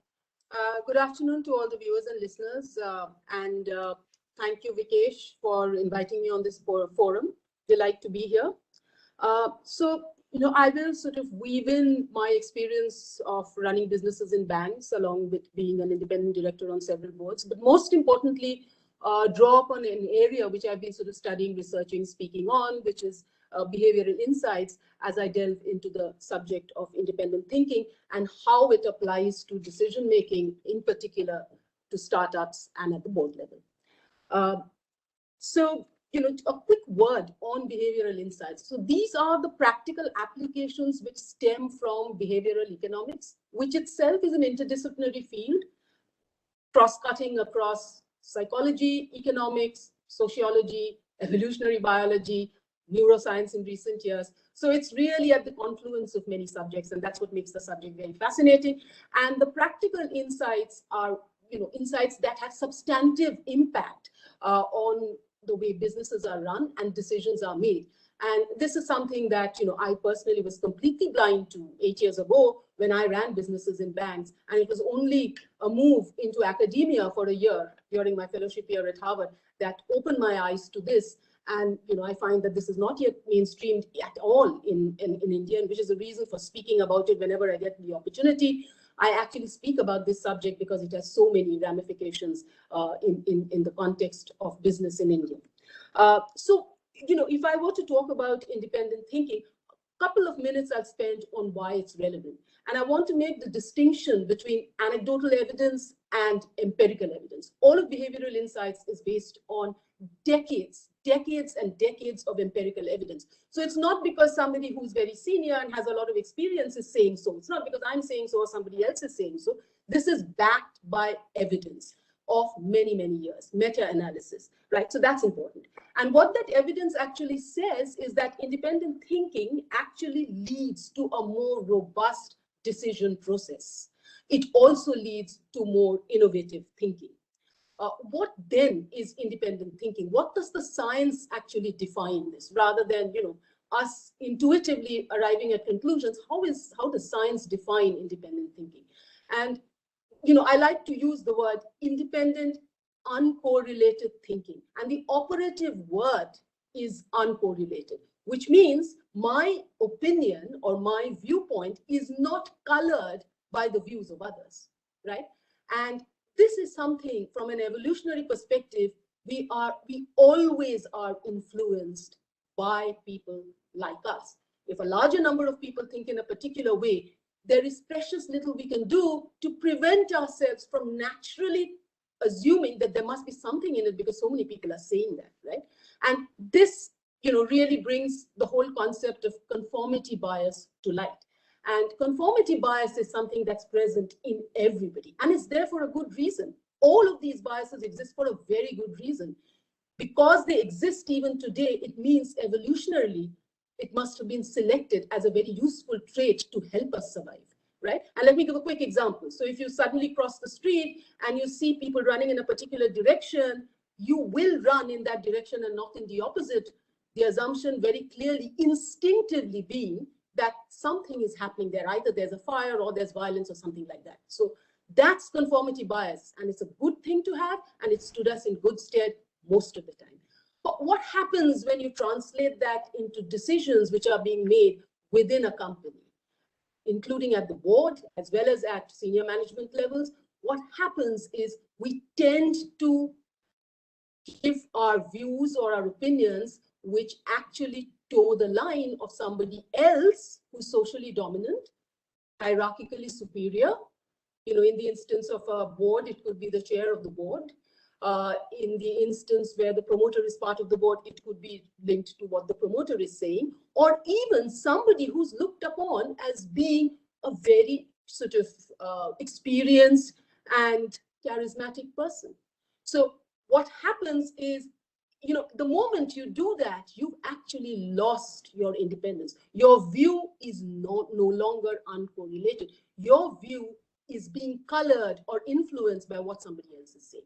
So the interesting thing then, if this is, you know, if conformity bias is a very natural part or is a natural way our brain is wired, the interesting thing then is what can you do, or what are the techniques whereby you can have interventions which prevent you from actually towing the line or being influenced by others, and instead expressing your view in a manner in which you should. So there are two ways, and I'm going to talk about both things. And you know, we know that what I just spoke about robustness in decision making and innovative thinking, while it applies to all companies which want to survive and move forward, it certainly applies to startups which are weighing multiple priorities, listed startups in particular, which are weighing multiple priorities or balancing multiple priorities at the same time, or you know, which is growth, profitability, compliance, processes, and the ability, you know, to think innovatively before somebody else actually disrupts them, right? So, you know, it's even more important for listed startups. So let me come to two techniques. You know, the best way to explain anything is to actually give examples. So one is, you know, when we talk about independent thinking, and I spoke about independent uncorrelated thinking, people who, and the ability to not be influenced by others, there are two elements which are important. One is that people within a setup, it could be senior management, and in this instance, we're talking about the board, have to be diverse. Now, diversity as a concept is not necessarily understood the way it ought to be understood, right? Diversity is always looked at as either identity diversity, which means it's either gender or disability or any of those, or LGBTQ, but sexual identity, whatever. But, you know, identity diversity can lead to thinking differently only in certain contexts, not always. For the 24-25 years that I was in the banking world, though majority of bankers are men, even though I was a woman, I wouldn't say that I was cognitively different thinker. I still thought the way a banker thought, right? I think very differently today, and that's because of a variety of experiences, including the subject that I study today, which shows that to be cognitively diverse, you need to come from different worlds. You need to be occupationally different. You need to come where your mental models are different. Your assumptions are different. The way you make decisions are different. The lens that you use to view a problem is different. That's cognitive diversity. And that's what drives independent thinking. So that's my first point, is you need to get, if it's a board or even a senior management, cognitively diverse people to be able to create a robust decision-making framework or to encourage and foster innovative thinking. So that's number one. The second is, so you've got a bunch of people like that together on the board or in your senior management team. Will it automatically lead to great decision-making? Chances are no, because of the very reason that I already spoke of, which is that you tend to be influenced by hierarchically somebody superior, or somebody who's socially dominant, or somebody you just happen to look up to because that person has done great things in the past. And what then can you do to prevent your bias from coming into being?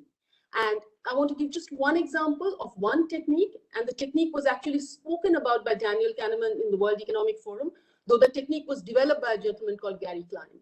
And there's a very interesting story of an industrialist who's actually sort of, went back and said, my trip to the World Economic Forum has been justified because I've heard this one technique, which I'm going to come back and use. So here's the technique. So let's take an example of either a key hire or say a merger, which is going to take place, and you have the board of directors being exposed to it, or the senior management being exposed to that particular merger argument, why we should go in for that merger by, say, the promoter or the CEO. Invariably, it will be driven by the key decision maker, right? Most often, you can figure from the body language that the person wants to go ahead with it, even though there's a dossier of pros and cons, right? What then happens to the people in the senior management team, the 8 or 9 or 10 people, or in the board of directors, the people who are actually looking at the paper, but are also finding the promoter or the CEO gushingly talk about how good the merger is going to be? Chances are, however open-minded a culture you may be thinking you have, or however independent you may believe that the members of the board or the senior management are, that you are likely to be influenced and not speak your mind if you had anything negative to say, but you would be saying, or rather toning down your arguments against it. So you are not doing independent thinking. What can you do then? The technique is called pre-mortem. So we all know what a post-mortem is. It happens after the person has died. A pre-mortem is the chair or the CEO actually saying that, assume what we've done, this merger, which we're all saying we're going to go ahead with, has gone wrong a year or 2 years down the line. Imagine that scenario today. Imagine that scenario today and think of what can go wrong using the data that is in front of you. What you're doing is basically legitimizing dissent. You're giving permission to everybody to think the opposite. And that then creates a very robust framework where people actually look at the data very differently. The framing becomes very different, right? And, empirically, it's been found that people still go ahead with the merger.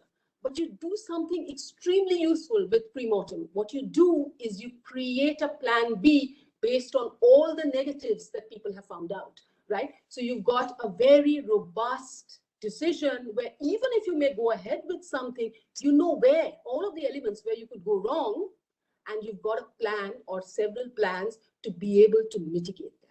So that's, to me, really an example, and I'll stop here. And if there are questions subsequently after Rachna, I can take that. So this is just one example, because it's very important to understand how you can change something, or what kind of design thinking and interventions you can use, rather than keep saying, yes, we need independent thinking. Yes, we need it, but we don't get it more often than not. What do you do to encourage it? So I'll stop there, Atul, and let you take the conversation forward. That was awesome, Sutapa. Thank you so much for a thought-provoking talk. Now invite Madam Rachna Bhusri ji to share her views on the session theme. Over to you, Rachna ji. Yeah, thanks, Atul, and good evening, Vikesh. Good evening, Sutapa. And actually, it was a very insightful discussion that we had. Atul and Sutapa has actually set some, I would say, thoughts-provoking in my mind as well, not even as a professional, but as a personal, about independent thinking. So I think, to take that forward. Good evening to all the people joined us here virtually for this important conference, I would say, important session, and integrated thinking, I think, is very, very pertinent today. So, what I would take during the session is more talk about, what the IPO or the listed space has been like, and what the regulator has been done to promote the listing space that we are today in. And with that, we also talk about some of the regulatory interventions which actually put the companies on the fast mode of getting into independent thinking. So I take from there. we all know that there's an IPO wave in India, and what we are seeing this year, the IPO wave in India is going strong, and not only manufacturing companies, service companies, but are tapping public markets, but also we've observed that the new age companies, the startup companies have listed or are awaiting listing during this financial year. Till date, we've seen around 6 startups that have got listed, 6 new age companies that have got listed on the platform. And we've seen more than 42,000 crores of funds that have been raised. So if you look at, this companies that new age companies that have tapped the public markets, they've received overwhelming response from the investors. And some of the companies, specifically, if I have to give a name to, Nykaa has witnessed such huge subscriptions of around 4.38 lakh of bids that have been received, which is like next to, I think it's the second largest bids that any company has received in the capital markets today. And what SEBI has done various interventions to allow such new age companies and startups to list onto the platform, onto the main board of NSE and BSE. So the regulatory changes which SEBI brought about, accepting and acknowledging superior voting rights, or reducing the lock-in period for the promoter and the promoter group, or introducing the regulatory framework for innovators growth platform. These have all helped these startup companies to raise funds in public markets and list on India. So while these regulatory interventions have been very useful and the startups have benefited out of it, and the investors have also got a different asset class trade in, it's very important to understand that, while the euphoria around listing an IPO is important, that also these companies review their processes, systems, and overall preparedness to operate in the listed space, because we all understand the fact that being in listed space is a totally different ballgame altogether. These companies that have listed, prior to listing, there has to be a preparedness which ensures that they keep their books in order, so that they're able to demonstrate a continuous growth in their business model, and continuous, in fact, sustenance in their business model.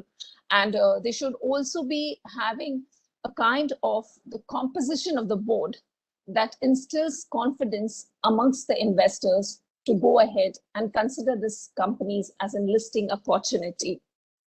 While the regulatory framework has instilled some of the interventions for independent thinking by saying that X number of directors on the board has to be independent directors, the MCA also has prescribed the same, and diversity also has been ensured through the regulatory interventions. It's important that the culture of independent thinking by way of directors on the board is actually taken in the right spirit by the founders, by the promoters of the company. What our experience has shown in dealing with the companies, and I would say that startups have not behaved differently, is that entrepreneurs are typically very strong-willed people, and for many, the thought itself that we have to answer similarly strong-willed independent board about decisions is actually not very encouraging or appealing. But what they must also bear in mind is the fact that they can benefit from having a group of people whom they can share their ideas and perspectives. An independent board also brings in a different and a wider range of perspective. Independent thinking not only helps the company in their growth projections, but it also builds trust with other organizations, since the board extends accountability to the company beyond the CEO.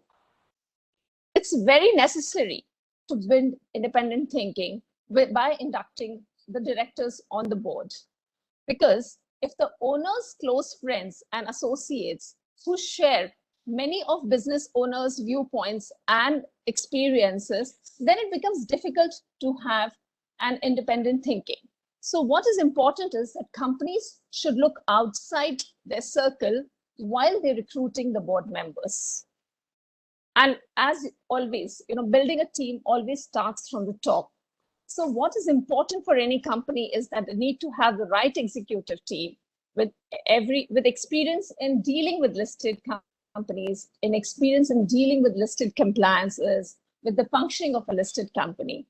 And what we have also seen is that majority of the institutional investors, the topmost priority for investing in a company is the quality of the top management. And that's the single most non-finance factor that appeals to the institutional investors before taking their investing decision. So it's important that we have the right board mix, we have the right independent thinking into the company, which instills confidence in the investors as well as the other stakeholders that are dealing with the company. And with greater scrutiny and liability for a listed company, sustainable time and effort is required to identify, appoint, and groom a qualified board of independent directors. The companies need to adopt leading practices of corporate governance, principles, and reporting policies that should protect the shareholders' interest because they are in the listed space and the shareholders have reposed confidence by investing in such companies. Corporate governance is at the top agenda for any investor, regulator, and so it is for the board of directors. As with all board directors, it's very, very important, and which some companies have taken care very beautifully, but what we see is negligence by some of the companies is that it's very important. Education is important since board members will need to keep the pace with the dynamics of business of startups. The board and each of its members should be evaluated each year to ensure that they meet the expectations and the skills to keep pace with changes and growth of the organization and the change in the startup ecosystem. So while independent thinking has been enforced through regulatory interventions, it is in the long run of the corporates to have a stronger board and independent thinking amongst not only the board, but as well as the team to ensure that they are relevant in the business, have a sustainable business, and actually grow their businesses with wider perspective of information and advice that's coming through the independent thinking. So I think with that, I take a stop here, and I'll be more than happy to take any questions. Good. Thank you so much. Thank you so much. We are running behind schedule, so kindly help us. Thank you, Rachna ji. It was so insightful. Now, I will ask just one question to Sutapa ji.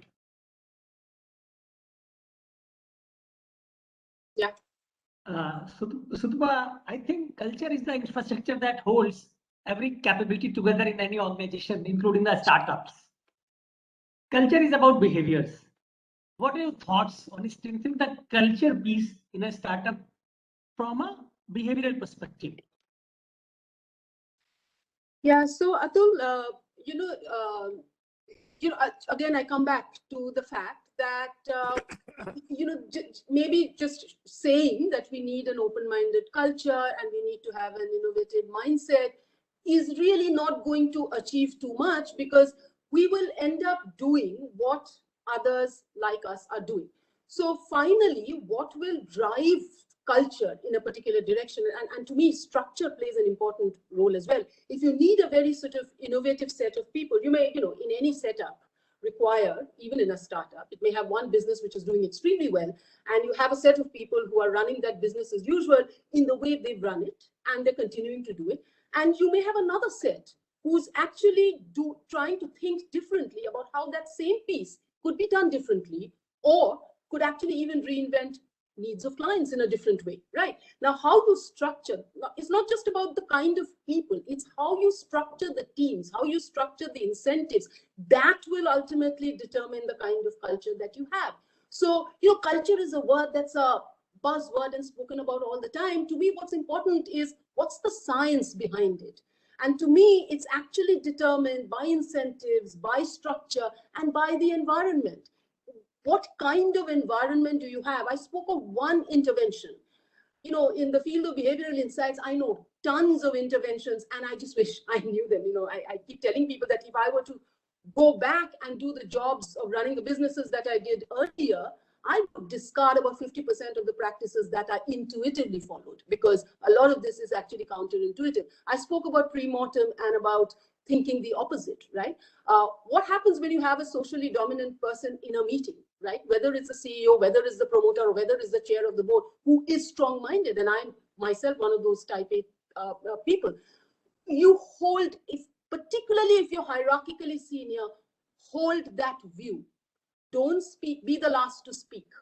Get everybody's opinion first, right? So to me, rather than getting into a oozy-woozy kind of a discussion on culture, I like to break it down and say, when you're having a meeting, and in a meeting you're trying to arrive at a key decision, what should be the design interventions, or what should be the interventions in the environment that will prevent biases, filters, old experiences which may have stood you in good stead in the past from coming to bear on the current decision. The current decision needs to be objective, right? And what I come from is, the brain is largely wired by the experiences that we have had. It's not easy to rewire the brain. I work as a decision coach for individuals, but when it comes to individuals, it's difficult to do. But interventions in a group scenario, whether it's a board of directors, whether it's a senior management team, are far easier. And there are many, many empirical evidence-based approaches of what you can do. I spoke of pre-mortem, I spoke about thinking the opposite, I spoke about cognitive diversity as different from identity diversity, or just gender and sexual identity. Important in some contexts, not important in all contexts. But to me, how do you design or redesign the environment? And by environment, I mean policies, processes, incentives, structures, all of that play a key role. So I'm not one for, writing on the board your mission statement and your vision statement and then following it through with a code of conduct and a code of ethics. Much more important is, how do you incentivize your people? That's going to ultimately, what do you give social kudos to? When you're having a kind of a town hall, who do you pick up and say, this is the kind of person who you need to emulate, right? So those are, to me, far more important things, when I break down culture into what could be the elements that are worth influencing, because those will be the ones which will actually impact behavior. I hope I've answered. Thank you, Sutapa, for a comprehensive answer. Rachana, would you like to add what Sutapa has pointed out? I would, though I believe a lot on processes and systems, and we go by that. But yes, it's important that we always go beyond the discussion and look at, what diagnose and actually cut it down to say that, yes, how is it going to change the environment? How is it going to change the ecosystem? Is it going to be a permanent thing, or it's just a stopgap today? So I think that's very important. I would totally agree with Sutapa on that as well. Okay, Sutapa ji and Rachana ji, before we close our conversations in this segment, I would like to ask each of you that if you are asked to state the most important attribute for a startup board in one line, what would that one line be? So for me, I would repeat the two things that I said. I'm a huge, huge believer in cognitive diversity. And it's not just important to bring cognitively diverse people. You need to have an environment where you keep having the necessary design interventions. People need to learn about them and need to know how to implement them, such that you can foster this cognitively diverse set of people to actually express those opinions and those viewpoints constructively and freely. It's not going to happen on its own. It just doesn't happen on its own. And Rachana? I would say that being innovative in your thought processes, innovative in your decision making, and sustainability would be my next thing. That would be very, very important. Yeah. Now, Vikesh ji, now we can take questions. If you've got any questions from audience. I think we are short of time on taking questions, and I would request you to kindly help us close quickly. Because we are almost an hour behind schedule. Handing over to you. You are the master of this ceremony. Just take over from me. Because of our conversations are almost at end. Yeah, because of technical glitches, sure. I think we need to thank the participants of this panel discussion. Thank you very much, Atulji, for excellently conducting the session. Sutapa and also Rachana expressing all the views so clearly and so well connected with the independent and integrated thinking, and as well as how it relates with the boards and how it gets executed at the ground level. in the startups. I think it has been a very, very beautiful session. Allow me to thank you all on behalf of IOD, on behalf of all the participants. And Ravi would kindly take a small break for 1 minute for the videos. Thank you very much, the panelists, for independent integrated thinking on startup boards. Thank you very much. We look forward to inviting you again soon. Thank you. Is your device preference holding you back from your board meetings? Experience the remote meeting transformation. Now you can join or conduct any meeting with your preferred device of choice. BoardPack, the world's most user-friendly board meeting automation solution, supports desktops, laptops, Windows Surface, Android tablets, iPads, Android phones, and iOS devices, so you can join all your meetings remotely and securely. To learn more about how you can get BoardPack installed on your preferred device for your next board meeting, reach out to one of our business managers at sales@boardpack.co.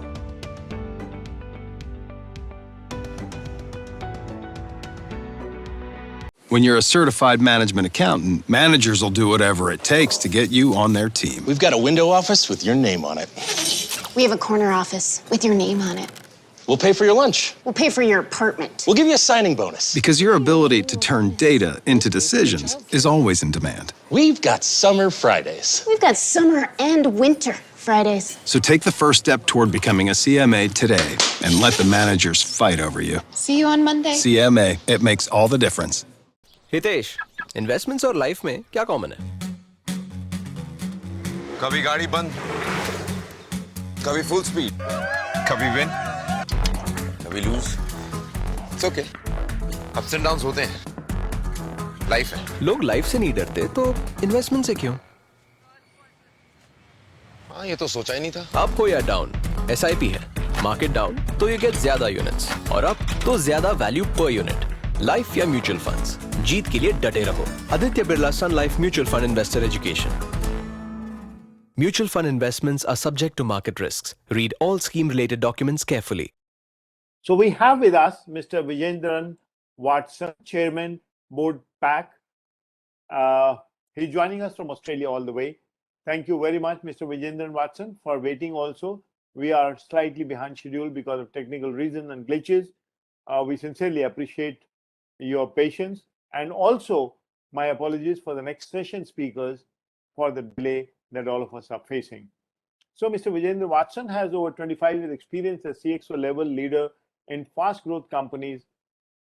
Vijendran has lived and worked globally in Australia, UK, Africa, Middle East, India, Malaysia, hardly any countries that he has not been to or lived in, giving him exposure to different working and management cultures and experiences. Mr. Vijendran Watson was the founding managing director of Mobitel in Sri Lanka, former managing director for Lanka Bell. He has over 43 years experience in ICT industry and recently retired as CRO for N.Co Group. And a founding member of N.Co, the infrastructure company of the Exedia Theta Group, Mr. Watson helped build company from scratch to now present in 8 countries with over managing 30,000 towers. CRO Bay of Bengal. He was responsible for Myanmar, Bangladesh, Sri Lanka as further attestation to his global expertise in corporate world. Mr. Watson is a graduate member of the Australian Institute of Company Directors, a master performance certificate coach, and fellow of the Institute of Engineering and Technology. Mr. Watson has a very special session for us on how board digitization helps in building the resilient boards. Over to Mr. Watson, please. Thank you, Vikesh, and good evening, everyone. I think we have some slides, so maybe we can show the slides. I'll just wait for that. Ashoka is going to be joining us for running the slide from Colombo. Thank you very much, Ashoka.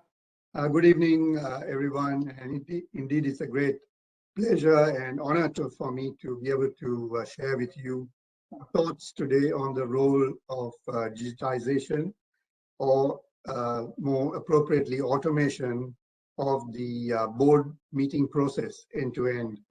and I'm going to make some more effort to focus a little bit more on startups for this session. It is actually quite surprising that today in 2021, going on to 2022, that we still have many companies, big brands, large boards using paper for board meetings. Some, of course, have moved on to having a combination of emails and Dropbox PowerPoints to conduct meetings, but that's not an end-to-end automated process that is required to speed up the process of board meetings. Startups have growth as an essential part of their DNA.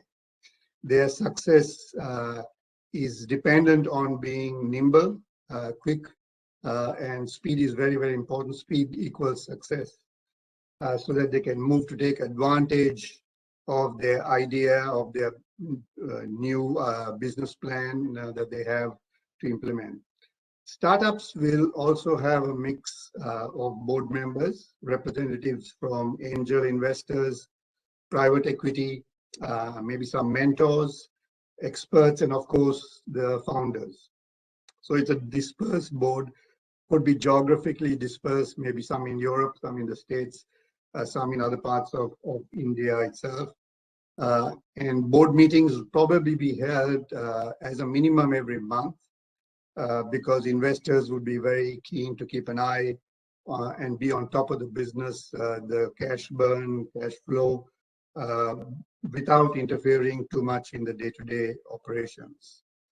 So I guess the first thing I would like to ask and answer is the question, why board digitization? So maybe you can move to the next slide, please. So I think there are two very important reasons for board digitization. One is speed, and speed in particular when you talk about startups is very, very important.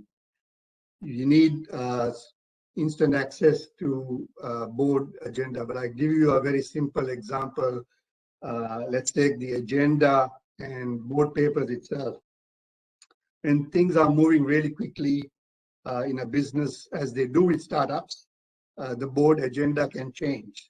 So normally you would fix a board meeting, you would prepare the agenda and the board papers well in advance, maybe 6-7 days, to give the board directors time to read and digest the papers that have been provided. But in a startup, in a fast-moving company, 6 days is a long time. Things can change. What is important today can be history, and something else can become more important closer to the board meeting, so you need to change the agenda. Now, in a manual process, you'll have agenda version 1.2, 1.3, 1.4, which confuses the board members who are very busy people trying to get to what is the current agenda. Or even with board papers, you might have, you obviously have to do all your financials, but then you might have something on bids that you are bidding on, or some large contracts that you need the board approval to sign off on, and these can change in the 6 days, and you need instantly to do it. So the automation of this board process allows everything to be on the platform and is always live and current. So whenever a board member goes into the agenda or the board papers, he knows that he's always looking at the current version and doesn't have to worry about whether he's got the right version or not. And the similar with any addendums and updates to board papers. And there's always notifications that can be sent to him to say this particular paper has been updated, and he can read it in his own time. The other reason we need digitizing is security. So security from the aspect of that, a lot of board directors have their emails going to being looked at assistants or secretaries who filter the more important documentation that they need to look at and give them priority. And this is not a very secure way to share very sensitive information from startups and new companies. emails, drop boxes are not secure. A lot of people can have access to it.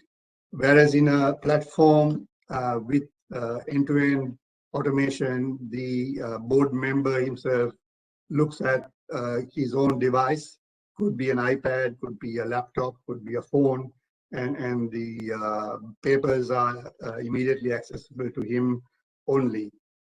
And the company can also control the data. For example, if he loses his iPad or his laptop or his phone, the company can wipe out the data remotely so that nobody can have access to that information. There are two other items I think that are important to understand why board digitization. Maybe we can go to the next slide. Is collaboration. So I think we all know that there's a new normal post the COVID pandemic. In the last 2 years, we've had the lockdowns. Nobody is going to be traveling as much as they did pre-COVID period. I think meetings now have become mostly virtual, similar to this conference. Webinars are very common now. And board meetings will be mostly virtual. Very few will be on-premise or face-to-face. And this, while it's fine working on these video platforms, I think you lose that connection of being able to talk to directors in the corridor about a certain matter, about a certain paper. And so it's important to have this collaboration in the platform that you are having with the end-to-end process. To be able to look at papers, highlight things that you want verified, write notes to other directors, all directors or one particular director that you might want some particular advice on. Maybe you want to check with the founder on certain things that you can write a note to. And this can be done when there are directors in the States. They could be doing it in a different time zone. And then when the person gets to his platform, he can have a look at it and then answer. And this also reduces the time that is required for a board meeting, because a lot of the discussion can take place privately within the platform between the directors, and that reduces the time for the actual board meeting, and it doesn't become a board meeting, B-O-R-E-D meeting. It becomes more efficient in terms of the time. So collaboration is very, very important. Also, voting can be done with the directors, can do surveys on various things with the directors, all in real time, to be able to get feedback of number of things. The other one is ESG, so governance. And as you know, when you have a platform like this, is totally paperless. It reduces the carbon footprint. You have digital archives, you have process management, and you can future-proof the board papers. Next slide. So I think one of the main roles of the board is good governance, and this leads to good equals resilience. And I think the whole concept of end-to-end automation of this board process allows two-way communication, not only between directors, but also between directors and the founders and the company management. It instills discipline, because you are not, it is not such a big issue to have a board meeting or to have papers circulated asking for approval. Signing of the approvals can be done online and the board paper, so you don't have to keep chasing people up to get approvals. And the culture, I think, is important, that the culture, again, directed by the board, builds on this governance and on the high standards, and shows integrity, accountability, transparency, fairness, and responsibility. So I think this whole process allows the board to push down this culture of governance, because in a startup is always a balance between risk and the governance, and clearly then the board has to take responsibility to make sure that that governance is instilled in the culture of the company. Next slide, please. So I think I talked about security, which was about giving access to people who are not authorized to see the papers might happen.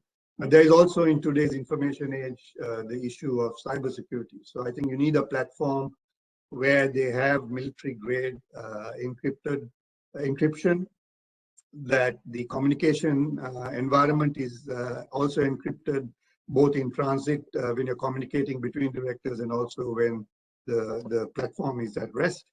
You need to have some authentication, and as I mentioned earlier, you need that remote wipeout. So if you lose a device, somebody remotely can wipe out all the information in the device so that you don't lose that data. The next one. So just to share with you some of the top organizations who have embraced digitization and the automation with board pack. The State Bank of India, the Bombay Stock Exchange, some of the other large companies. Swiggy is a startup which is currently in process of being listed or going into listing. Plus we have a number of other top companies in Asia and the rest of the world who are using this product. Next slide. So I just want to share with you some comments from organizations that have been on the digital journey. I think I'll give you a little bit of time to look at it. I think the comment from Swiggy, as said, is a startup that is looking at listing shortly. They can see as they say, as we grow and scale as an organization, I think confidentially, which is more what I said about security. I talked about collaboration. This is critical when engaging with board members and investors.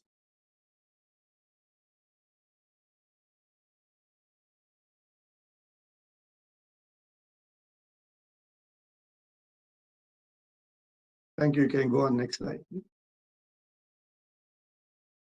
So I just quickly on my own journey with startups.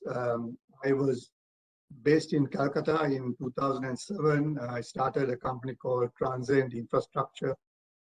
Transcend Infrastructure built mobile infrastructure which we leased to the mobile operators, the companies like Airtel and Vodafone, Idea, etc.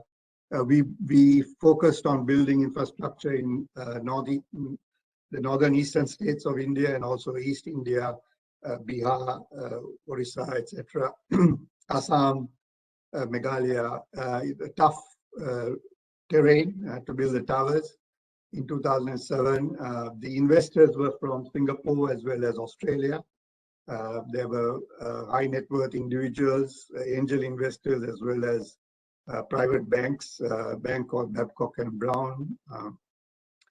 And at that time, there was no board automation process, so everything was in paper. And I can attest to the fact that it was really, really difficult working in not being able to move at the speed that we wanted to. Eventually, Transcend was sold to the American Tower Corporation in 2011. American Tower is listed in the NASDAQ. It's a large company that owns and operates towers across the world. I then joined E.co. E.co is different. Its main shareholder was the Axiata Group. Axiata owns and operates mobile operators in Bangladesh, Robi, in Nepal, in Malaysia, Celcom, Indonesia, and in India they had a stake in Vodafone Idea, which they sold. The other shareholders were INCJ Japan, which is a Japanese sovereign fund, Khazanah, which is a Malaysian sovereign fund, and QAP, which is an employee pension fund of government servants, so public servants. So we had a mixed board representing from these organizations. As you can imagine, the governance was a very important factor, and we started the company in 2013. I think by 2015-16, we adapted board automation, which helped us a lot. Certainly helped me because I was on the board in Myanmar, in Bangladesh, and in Sri Lanka. And it really was not easy to manage all the three countries. We didn't have board automation. The EDOTCO was declared by Credit Suisse as a unicorn this year, the year that I retired from the company. And also the Frost & Sullivan awarded it the Asia Pacific Telecom Company of the Year for 5 consecutive years. So I can attest to the efficiency and the way that automating the board process helped the company, run and get to where it was. Next slide. So that's all I had in terms of talking about automation of the process and board process, and we'll be happy to talk to anyone who's interested in our product, which we have in India. Thank you, Vikesh, for your time. Oh, thank you very much, Vijendran. I think you connected the dots so very well, ending up with your own experiences with startups. So you bring a huge experience across many countries.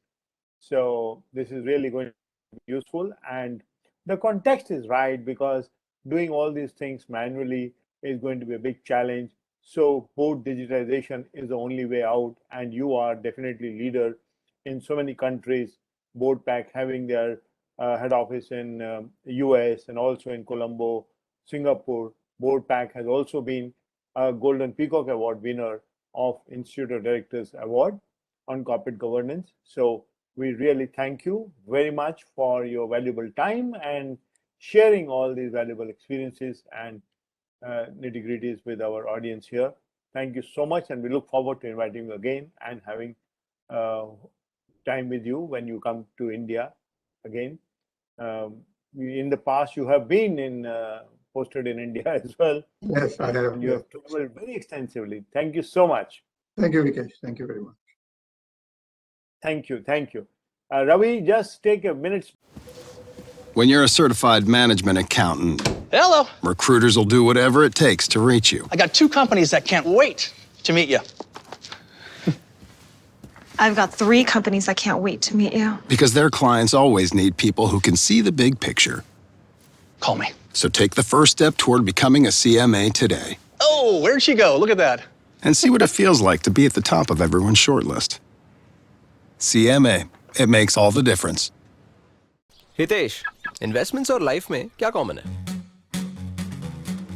कभी गाड़ी बंद, कभी full speed, कभी win, कभी loose.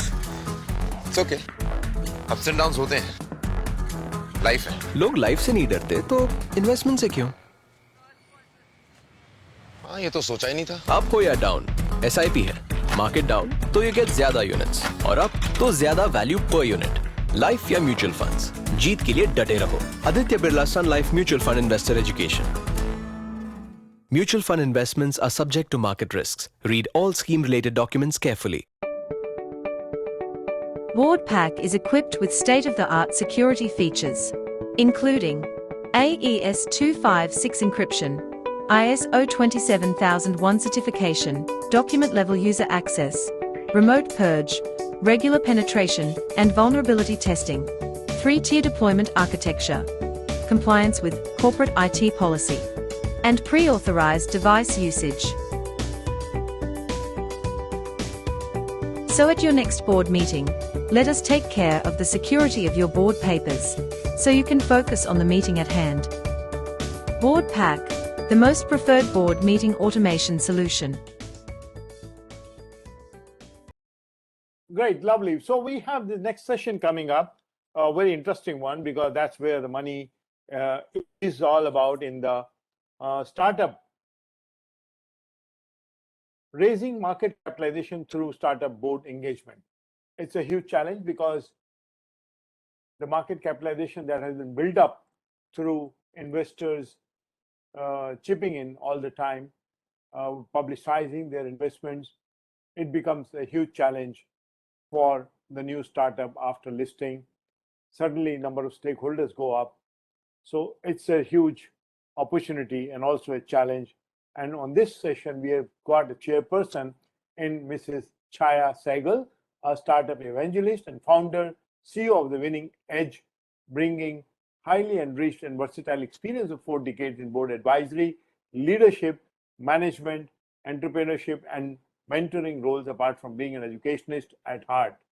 A people's person by innovation and ethical business opportunities, she excels at building and mentoring the high-performing teams.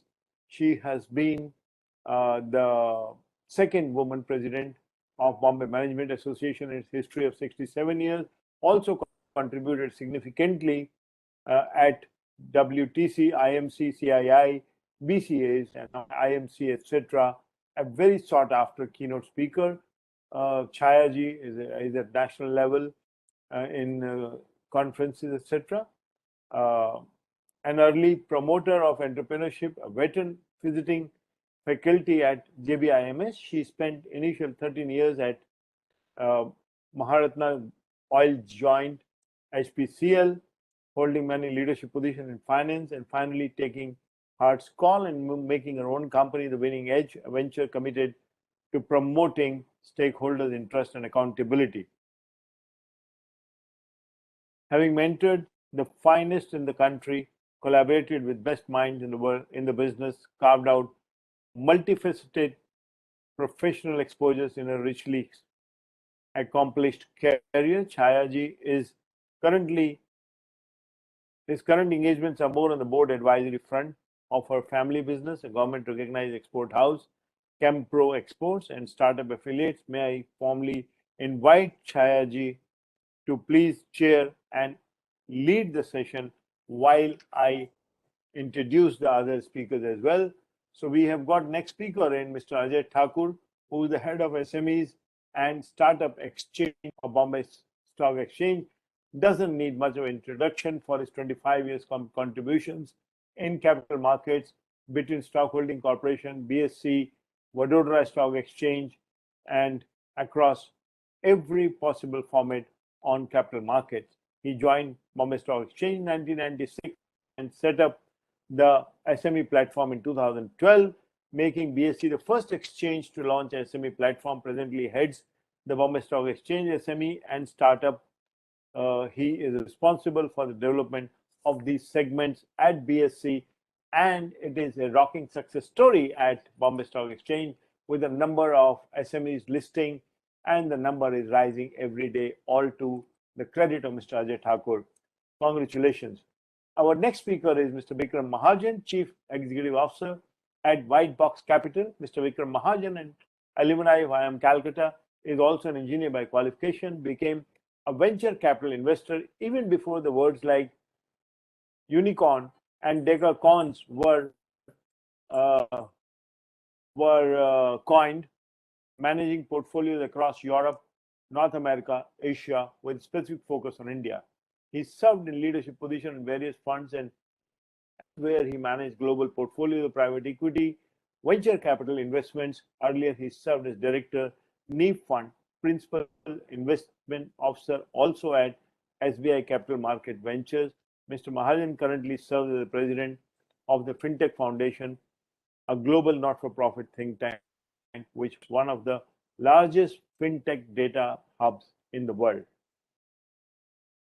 He has many other interests and is a very sought-after speaker for B schools at IIT Bombay, IIM Calcutta, IIM Bangalore, SP Jain, and you name, he is there. So over to Chayaji and the team of 2 other panelists to give us insights onto raising market capital capitalization through startup board engagements. Chaya ji, sorry for the delay. We are running. Please, all your time. Thank you, Vikeshji. And I'm sincerely hoping that the delay doesn't really cut into our time, because we really have such great experts. Not at all. I can see a number of people engaging here and also on the YouTube waiting for your session. Oh, fine. Thank you so much. That's really encouraging, though the last session is normally called a graveyard session. But No I'm way. happy It to doesn't be look here. like the way number of people are waiting in the YouTube.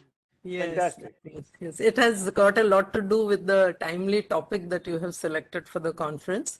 So good evening all. It's been an unusual couple of weeks for the Indian startup ecosystem, replete with drama, action, emotion, and a little bit of anticlimax. It's also an interesting coincidence that the Investor Awareness Program week launched by NSE on 22nd November kickstarted with topics such as how to invest in IPO and equity plus safety is equal to prosperity. Amidst this eventful recent past, IOD has organized today's impeccably timed conference with a thought-provoking theme of building resilient boards for the listed startups, deliberated now for over an hour and a half with insightful sessions led by the visionary stalwarts. In this last module, now we shall explore how resilient boards can contribute to enhancing the market cap of a startup post-IPO listing. Please welcome our other two stalwarts on the panel. So the way a startup journey is, most people expect a smooth path of value creation without any speed breakers. A typical company would take 15 to 20 years to reach that point subject to tailwinds. In a startup, the same transition is expected to occur within half that time. With record numbers of startups worth $1 billion or more world over, and eye-watering revenue multiples available for private and public technology companies alike, we are also swept by a market sentiment in India's startup life cycle, where customers and where outcomes are being seen to come through even faster and hopefully smoother as well. This could lead to more IPOs in which a company's revenue base and expected valuation have a yawning gap between them, and that could put even more risk into the public's hands. Consider startups like Metromile and Rivian. Rivian, a company that built 12 cars in the last quarter and delivered 11, went public.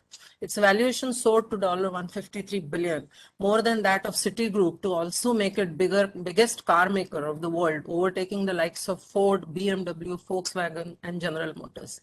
Metromile raised big money as a startup.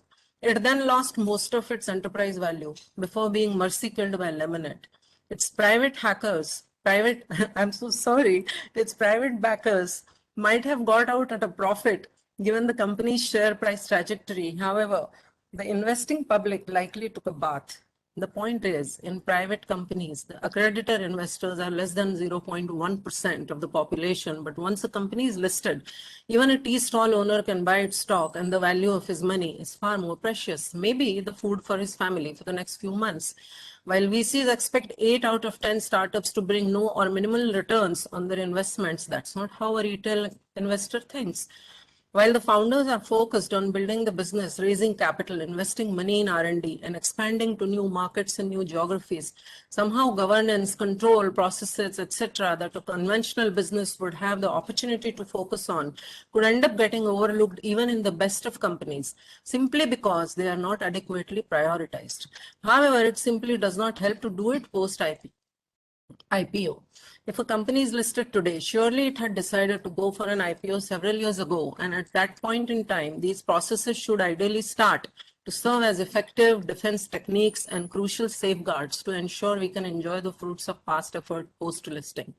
This is where the governance aspect, the guidance of the board, and role of audit and compliance committees become of paramount responsibility and importance. Fundamental of the value proposition of the company will always remain the business driver. However, the board's active engagement in navigating and guiding the startups in making this transition from turnover-based focus to TBL-based journey for a long haul during the market correction and subsequent growth phase is what is going to build it. The startup founders need guidance from the board to appreciate the difference between speculation and investment for building a resilience balance sheet, which is a foundation to protect and grow the market cap. Globally, if we look at top 20 most valuable companies, Google, FB, now Meta, Intel, Cisco, Oracle, Tesla, etc., they are worth $1 trillion, of which top 5 began as technology-based startups, and 95% of their value is created post-IPO. It's essential to not stifle the startup culture of innovation while building the corporate culture to ensure compliance, governance, transparency, and integrity. Back home also, we have many inspiring examples where the corporates in their nascent stages, yes, we did not call them the startups then, have thrived under all the three categories of planet, people, and profit, such as Infosys, Amul, Tata Group, and ITC Echopal. Let me now share with you the story of two erstwhile startups, which are exemplary examples of the board's contribution in raising their market value multi-fold since their inception. The first story is of Kannan Devan Hill Plantation, KDHP company, which was born when in the year 2005, Tatas decided to minimize their stakes in the loss-making tea industry with an innovative employee buyout model, and the tea garden laborers became its shareholder and board members. Instead of disposing of the tea gardens under a distressed sale to willing builders of the tourism hub, which could have destroyed the ecology of Munnar Tea Plantation estate and left the workers jobless, Tata stood guarantor to a rupees 24 crore loan from ICICI with a year's moratorium payable in 5 years to enable almost 99.9% employees to buy 30,000 shares. It's the largest employee-owned company in the world today. The overnight changed mindset of ownership enhanced the bottom line by 87% within a year with increased productivity, revenue, and reduction in overheads and employee spending. Today, the EBITDA stands around rupees 24 crores as a testimony of the ideology of Jamshedji Tata, who famously quipped, "In a free enterprise, the community is not just another stakeholder in business, but it is, in fact, the very purpose of its existence." The second story is that of Mayo Clinic, which is the first and largest integrated not-for-profit group practice in the world focused on integrated healthcare, medical education, and research, employing over 4,500 physicians and scientists along with another 58,400 administrative and allied health staff across 3 major campuses at Minnesota, Florida, and Arizona in USA. For people with complex medical problems, Mayo often represents the last and best hope. To quote its founder, William J. Mayo, who bequeathed his life's earnings to set up Mayo Clinic 157 years ago, the best interest of the patient is the only interest to be considered. Today, its revenue and total assets stand around $16 billion and $20 billion respectively, maintaining a top position for more than 35 years on the list of 100 best companies to work for of Fortune magazine for 14 consecutive years, drawing in patients from around the globe. The primary value, the needs of the patient come first, has guided Mayo's evolution and practice throughout its history. Quality at Mayo Clinic is the total patient experience from the first phone call to the last appointment, with the same excellent care for every patient. And all Mayo Clinic physicians receive a fixed salary, not being incentivized for the number of procedures performed, to ensure quality patient care and equitable treatment to each. True to Dr. Mayo's remark, commercialism in medicine never leads to true satisfaction, and to maintain our self-respect is more precious than gold. Neither the clinic and nor its staff members receive any royalties for inventions or technology developed at Mayo. Edward Calvin Kendall, a researcher there, was awarded the 1950 Nobel Prize for the discovery of cortisone, which was not registered as IPR, to give back its benefit to the community which donates and funds its R&D. Corporate Integrity Plan and Code of Conduct Manual at Mayo reiterates, we are a not-for-profit charitable public trust. As such, our patients never have to question if a test is being ordered with anything other than their best interest in mind. From the beginning, innovation was the standard and a pioneering zeal for medicine was shared. The innovative group practice concept originated there has influenced the structure and function of medical practice throughout the world. While most other healthcare centers are managed by professional administrators, Mayo Clinic physicians undertake rotating committee assignments where they partner with administrators to develop strategies and resolve problems because it is they who understand the practice best. During COVID-19 epidemic, Mayo was one of the first institutions offering plasma exchange for their patient population while having strategic tie-ups with Apple and Google. This case study is an inspiring account of leading with values and ethics in a capitalistic economy, wherein Mayo Clinic shines as an exceptional epitome of integrity and nobility of medical profession, while simultaneously holding the top financial position despite being a not-for-profit entity and adhering diligently to sustainable business practices. To summarize the lessons learned from these world-class success stories, I would quote my mentor, Padma Vibhushan Dr. R.A. Mashvelkar on startups. Says he, one can do anything but not everything. everything. So one needs focus. Focus on the core purpose of why the product or service was created, while firmly believing that we can do well by doing good as well as by doing more with less for more. He advises the attributes of adaptability, agility, being purpose-driven, digital readiness, fostering self-disruption, sustainability, and climate consciousness to be embraced by the startups to evolve into resilient businesses. Unless the business itself is resilient, it can neither build nor enhance its market cap.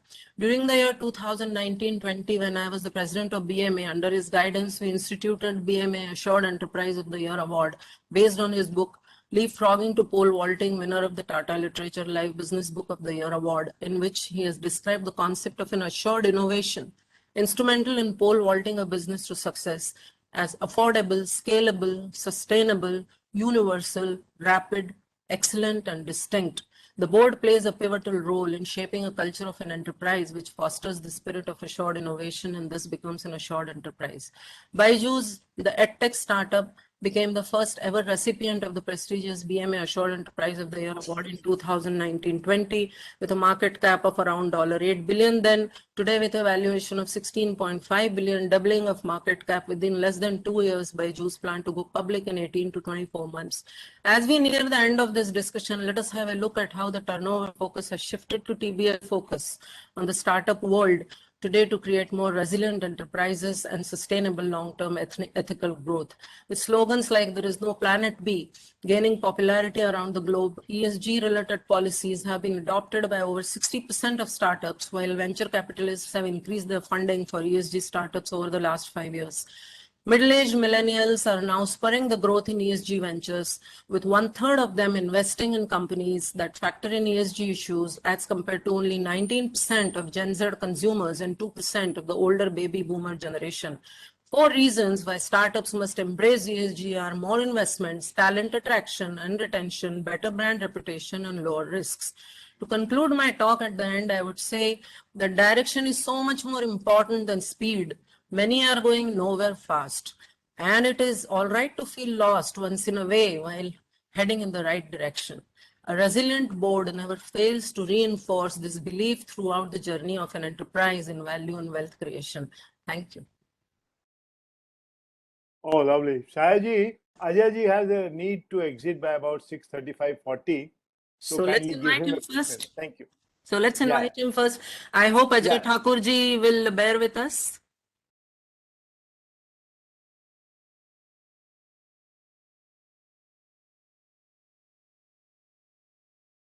Is he there? Mr. Ajay Thakur? Yeah, I am there. Are you able to hear me? Yeah, good. Sorry for a little delay on this. My apologies. Yeah. More.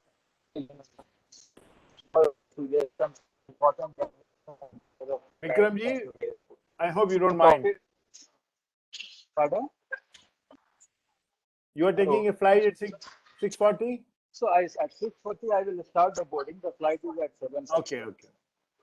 So no, for such large events or big events, these things happen.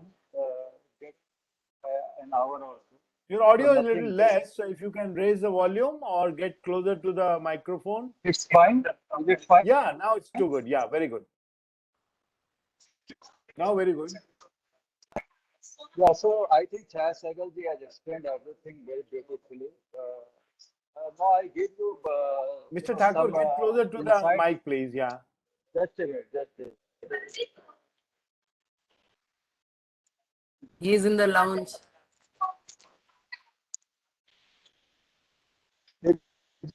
Is it better? Yeah, Hello. It is better, but still a little closer is needed. Now it's fine? Yeah. So let me give you an insight about this startup ecosystem and SME ecosystem. I think in India, in last 10 years, the market has depended a lot. There has been a lot of focus on startups. Though if you ask me, any company which is starting their business is a startup. But now startups are more associated with technology-related company, which has the attribute of disrupting the market. In last few months, earlier we have never seen the startups getting listed so soon and with such a high valuation. But recently, with the listing of 5 startups on BSE main board, we have seen the valuation shooting up like anything. And if you take the story of Paytm or Najara, both are trading at a valuation of more than a lakh of crore. And let me tell you, it has given a lot of motivation for the PVC guys to invest in the startups. And recently, we have seen the deals going up substantially. So I think we are in the sweet spot whereby we are seeing, in India, a lot of startups coming, PVC or angel investors investing in these startups. And with the listing of these startups, which have already got converted into unicorns, I think the investors who have invested in these companies are getting handsome returns. Having said that, okay, India is a big country. We are the third largest destination of the startups. More than 50,000 startups are registered. And I think that another 25,000 startups may be there, which are in the unlisted territory or which are not registered with the IPP. And out of these 60, 70,000 startups, almost 50 have got converted into unicorns. But I have been told that most of the startups don't get funds. Even recently, I have visited Bangalore, and one of the startups, which is in profit, they are not getting funds from the PVC, and they are being told that you have to increase the revenue even if you burn the money and you don't make the loss. I think there I don't have personally a very good comfort level. I think there is a need of the hour is this, that not only the top line should get focused, but also bottom line should get focused. Any business, if in 10 years they are not making it, then I think there is something somewhere wrong. So my request to the P and basic guys is to motivate the promoters also, not only increasing the top line, but also try to make the profit so that it remains a sustainable business, and not all over their life they keep on burning money. So there is some issue, but still, as long as investors are happy investing in this company, we don't have any issue. BSE has also started a startup platform recently in 2018. And though 1.5 years we have seen the COVID period, but still we have been able to get 12 startups listed. Though they have got a small fund to the tune of 50 crores, but the market capitalization has hit 300 crores, and it's moving up. And let me tell you one more thing, that these startups are all profit-making startups. They are not loss-making startups. All these 12 out of 12, 10 to 11 startups are profit-making. Another few are in pipeline. And we are trying to ensure that these startups should approach to the investors, and investors' attraction should also come to the startup company. Somehow, still investors' attractions are not coming in the listed space. They are more inclined in investing into startups into unlisted space. But to deepen the market, we have started with the startup platform so that those startups which are not getting the funds from the angel or PVC guy, they can raise funds from our startup platform. And we have kept the guidelines very simple. What we say that if you are in existence for a minimum period of 2 years, you are in the space of technology related areas, and your net worth is positive, then you can get listed on to our startup platform. So 4-5 eligibility criteria we have kept. Number 1, the company should be in the technology space. Number 2, they should be in existence for a minimum period of 2 years. Third, their net worth should be positive. They need to be registered as a startup with DIPT. In case they are not registered as a startup with DIPT, then their paid-up capital needs to be 1 crore. So these are the 4 eligibility criteria. If any startup meet the eligibility criteria, they can come here. They can bring an IPO. They can raise the fund, and get themselves listed. No, compliance is always an issue for the startup and the SME companies in the initial stage. So we have relaxed the compliance requirement also.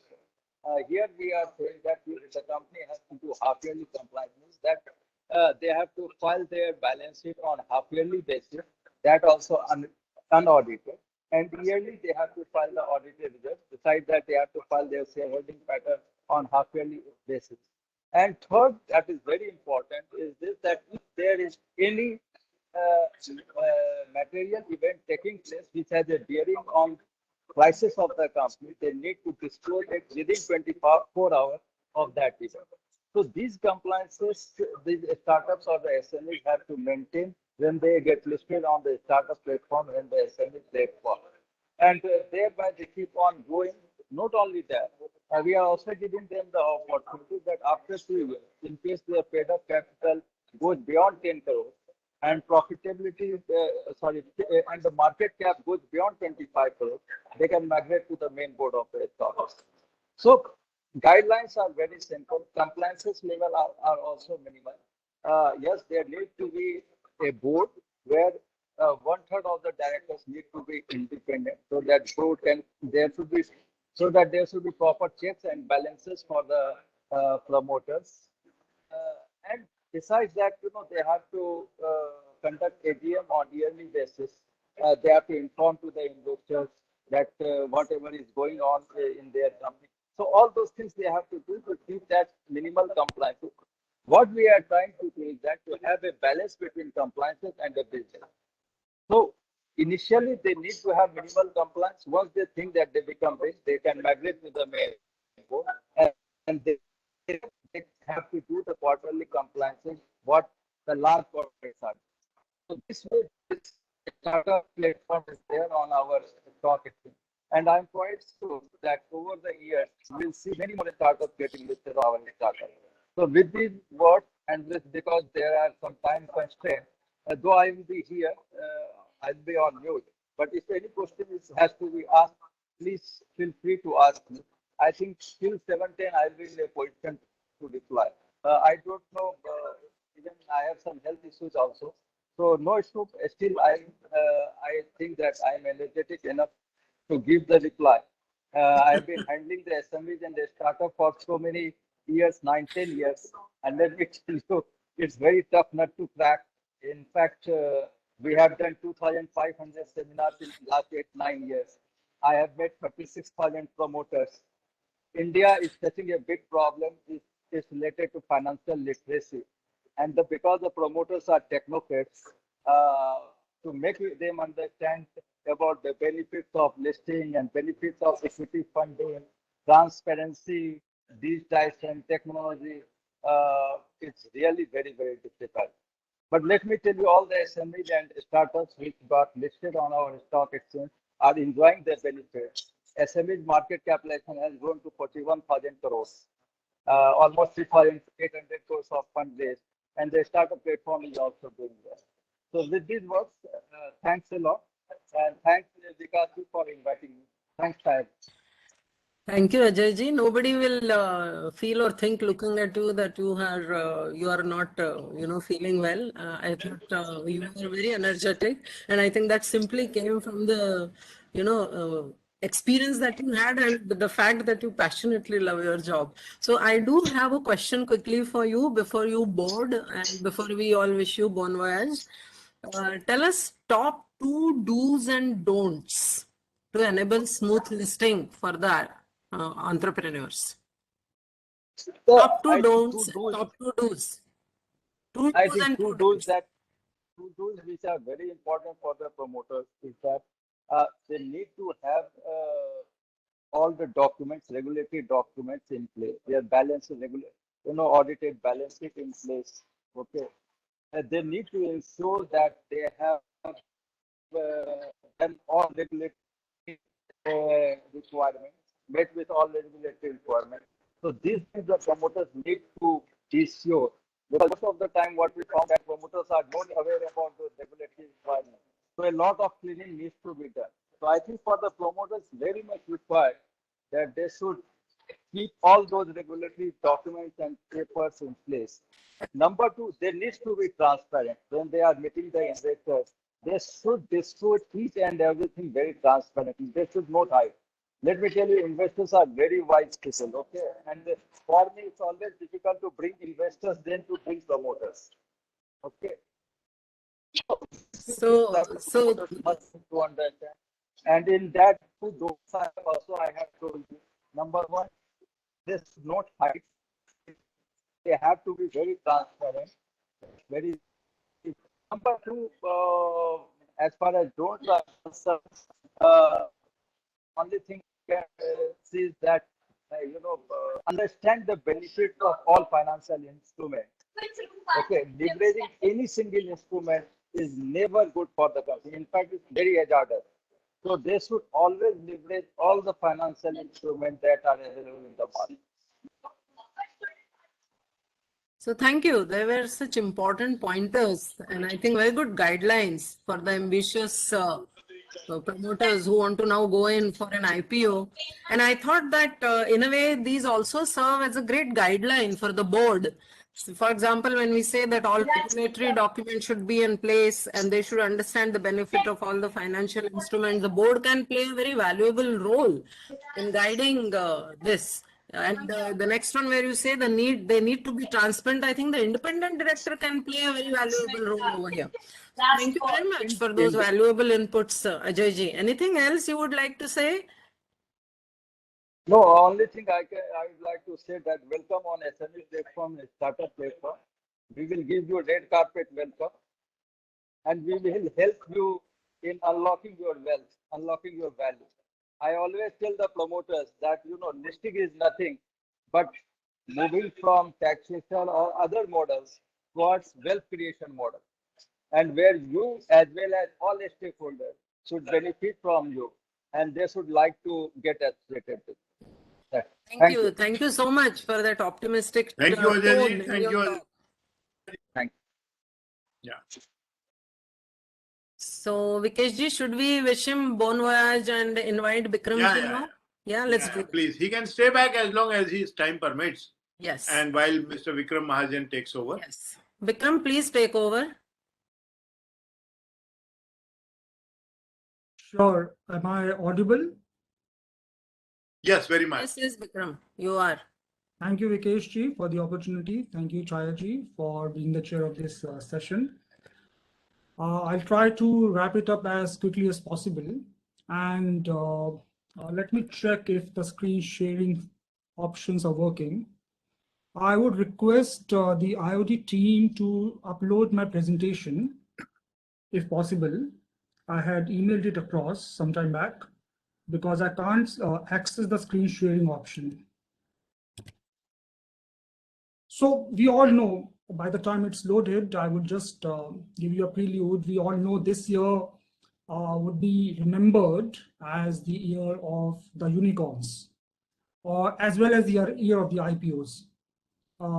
Even globally, if you look at it, there are over 1,000 unicorns now, with a combined valuation of over $3 trillion. In India itself, we witnessed 37 new unicorns this year and counting, which is a growth over 90% over last year.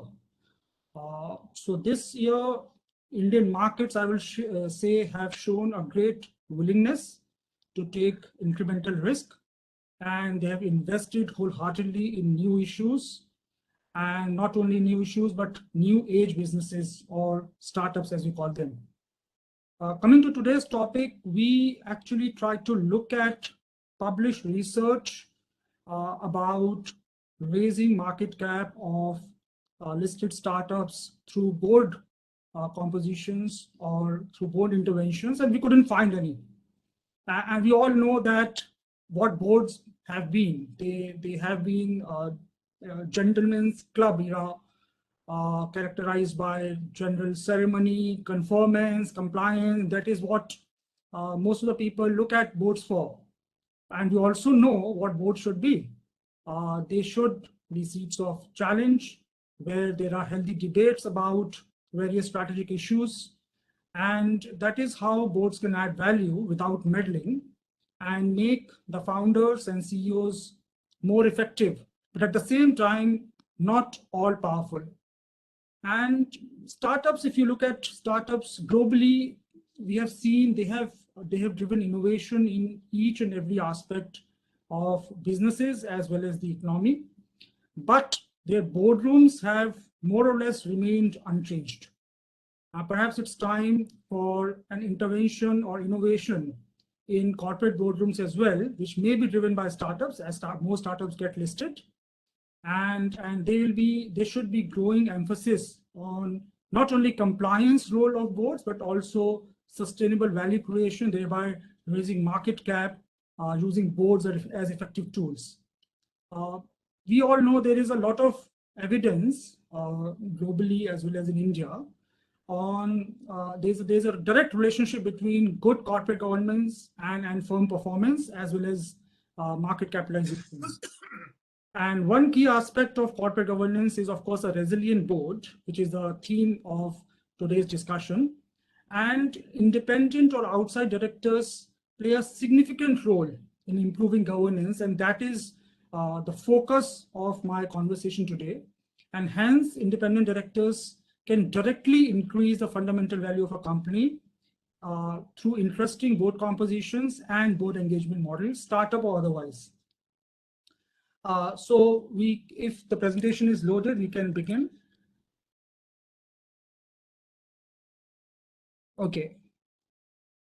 So this is an attempt to generate an interesting framework for listed startup boards, where we see that there are four, according to us, and this is based on our research, that there are four interesting inputs that we found, and a combination of these inputs can actually drive an interesting, effective board composition and quality of board engagement to raise the market cap of listed startups. The first of which is, next slide, please. Life cycle of a startup board. We all know that initially the board of a startup is represented by family and friends, followed by angel investors. And then as they raise more rounds of funding, VC investors come in and they join the board. Board seat to a VC from a founder's perspective is the cost of VC funding. But nonetheless, VC directors are almost everything an entrepreneur could wish for in terms of financial acumen, network, and even functional knowledge.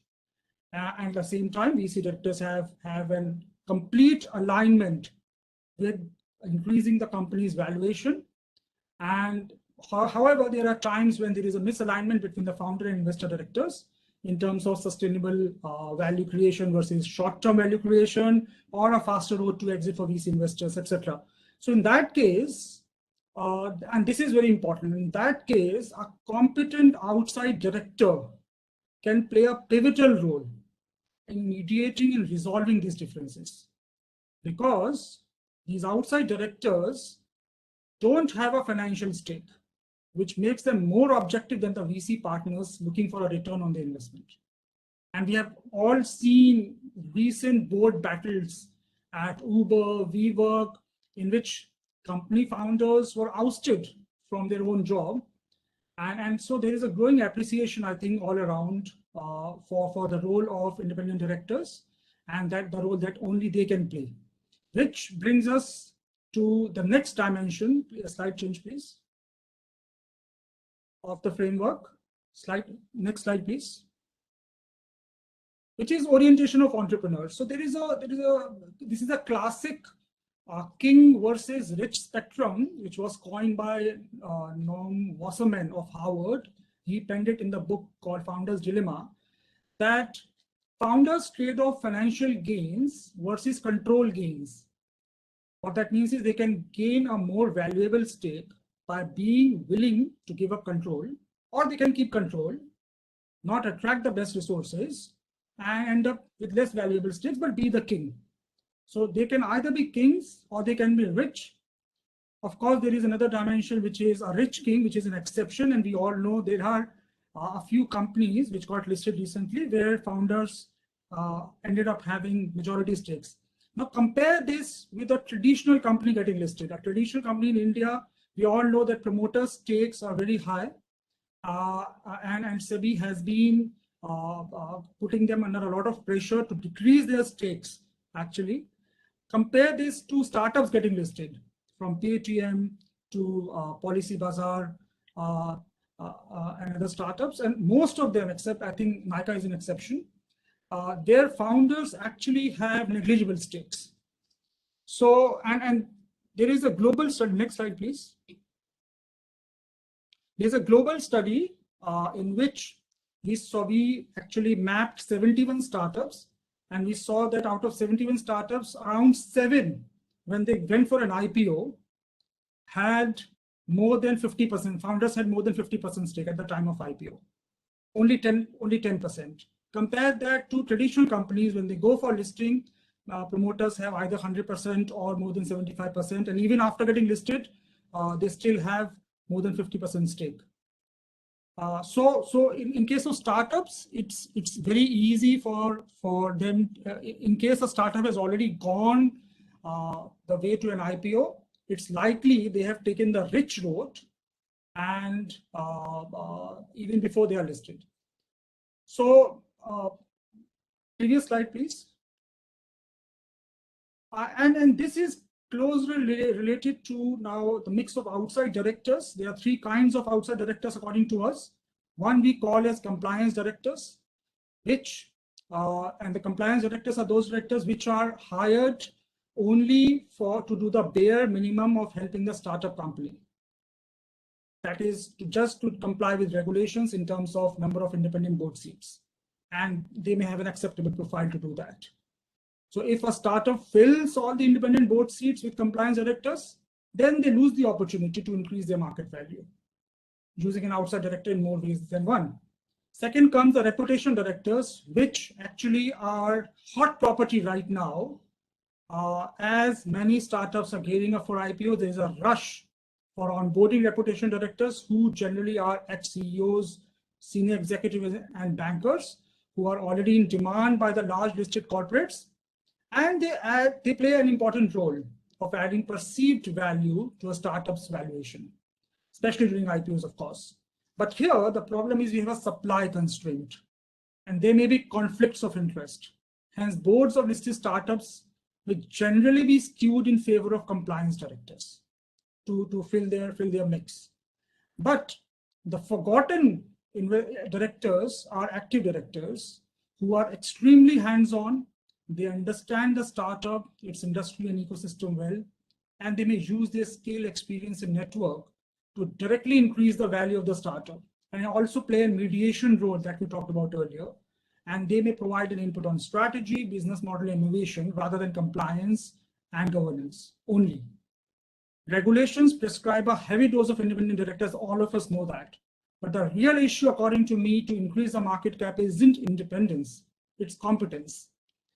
But we all know that if listed startups really want to increase the market cap using board as a tool, as an effective tool, they should increase the mix of active directors. Next slide, please.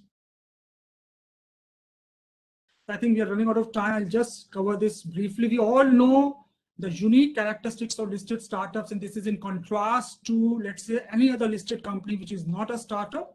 The business models are different, the company age is lower, the financials and forecasts are volatile. Listed startups generally have undergone multiple fundraising rounds compared to, let's say, a manufacturing company going for an IPO. Listed startups generally are very good at maintaining investor relations, and their promoter shareholding, as we discussed earlier, is pretty low when they go for an IPO. We all know that Zomato, Nykaa, Policy Bazaar, Paytm, all of them share one common feature. They have scalable virtual models. And these models can be magnified exponentially with few additions to their asset base. This is unlike a company, say Tata Motors or Indian Oil, that would require hard assets to expand. So put another way, these startups going through an IPO can expand their revenues and income statements with little addition to their balance sheet. We all know that Zomato, it's a multi-billion-dollar company now. It doesn't even own an office. Next slide, please. Now, what we tried to do was we use these 4 inputs to come up with a draft playbook for value accretive boards. Right? When we say value accretive, directly means for listed startups, it means increase in market cap directly. And here we talk about board size. Again, there are empirical studies to show that a company's value directly increases with board size up to a certain point, and then value tends to decrease because boards become too large, and alignment costs of board members actually overshadow the individual contribution of board members. We all can go on, and we all vouch for that percentage of independent directors on any board will directly increase to the value creation in any company. We have looked at 3 types of independent directors, and there are an optimal mix within a startup. Again, the other inputs will be the life cycle of the startup and also the orientation of the founders to decide the optimal mix will lead to a value accretive board. Busyness of independent directors is again a challenge. We talked about how reputation directors are extremely sought after. There was a recent study where it was published that 65 out of Nifty 100 companies share independent, at least one independent director with each other. And finally, reputation, experience, and skill set of individual board members should be evaluated before onboarding them to make it a value accretive board. Last slide, please. Next slide, please. And finally, we after an optimal board composition, we also try to come up with a framework for board engagement, effective board engagement to increase the valuation. Here, this is a pyramid. And just like Maslow's hierarchy of needs, if listed startups can flip this pyramid and use the board's time effectively more on activities at the top, like strategy and innovation, rather than at core compliance and governance, there is a tremendous opportunity for them to use their board as effective tools to create sustainable value. Boards, we all know, they are generally backward looking, and because of which they evaluate past and current business performance, investment decisions, they focus more on compliance issues, but because we all know the characteristics unique to startups, disruptive business models, they have evolving consumer markets and preferences, and dynamic competitive intensity. I think listed startups should rather focus on building forward-looking boards, and that can only happen with new ways of and interesting ways of board compositions and board engagement that we looked at. And boards need to, because boards of all people, boards are the ones which need to look further out than anyone else in the startup. I will conclude by saying that as more new age businesses get listed and Indian markets and investors find a new normal in the dynamic business models of these disruptive companies that we're looking at, I think role of outside directors will only increase in both rising and falling markets and economy. So I think my presentation is done. Happy to engage in any other conversation. Thank you, Bikram, for that extremely incisive and articulated primer on what the startup should do, what the board should do, and how to make an IPO successful and build the market cap. And in a way, I thought that we also got very lucky in our session to get you at the end, because that really concludes everything that we tried to discuss through our session. Raji, one has to wait for the end for the best. Okay, sir. The best always comes at the end. All right. Yes, you are so right. And I'm so happy that I am also navigating the session with the best. So I have one question only for Bikram, because there is nothing I think that Bikram has not answered already. And that question is that which is your most favorite startup, Bikram, for a startup board? I generally, among tech startups, I am a big fan of Microsoft. And within Microsoft recently, some time back, acquired LinkedIn. LinkedIn is the one, again, not a startup anymore, but a tech company which is listed, and I'm a huge fan of LinkedIn. And is there anybody in India? In India, it's wait and watch in India still. Oh yes, we have to still evolve. Okay, okay. That's a loaded comment. Now, So all the known ones, Infosys, startup group companies, and whatnot. Vikram ji मालिक को number मत दो, नौकरी को तो दे दो. that was very interesting, and thank you, Vikesh ji, for this opportunity to speak, to anchor. I wish to also thank IOD. I wish to thank all the friends, Preeti, Ravi, Purnima, all of those who made this possible and facilitated it well for me to anchor this panel discussion. So Vikesh ji, over to you. Depends if you want to take any more questions or due to now, delay, whether you want to proceed with the further agenda. Thank you. I think more than questions, I'm getting loads of appreciation for the maximum appreciations for Bikram's presentation. Congratulations. Mr. Mahajan, appreciate your inputs. Interesting presentation. Thank you so much. By Mr. Mahajan. True, interesting study there. Wow, everyone's saying the same. Thank you very much, Hayaji and Bikram. The old saying never dies, patience pays. So one has to wait for. You really delivered an excellent presentation. Very, very well summarized. Thank you very much. And we look forward to your time and guidance again. Thank you very much. I think for the paucity of time, I would keep the questions for your mailbox later. And I would now like to invite Mr. Pradeep Chaturvedi for his concluding remarks. I'm skipping his introduction for the sake of time. He is very well recognized in IOD, and he's our Vice President. And I would request Mr. Pradeep Chaturvedi to kindly give his concluding remarks. Thank you, Vikesh ji. It was a wonderful last 4 hours of listening, and really very well made presentations. Technology glitches do take place, and once you are controlled by technology, you can't do. Many times there are pluses but minuses also.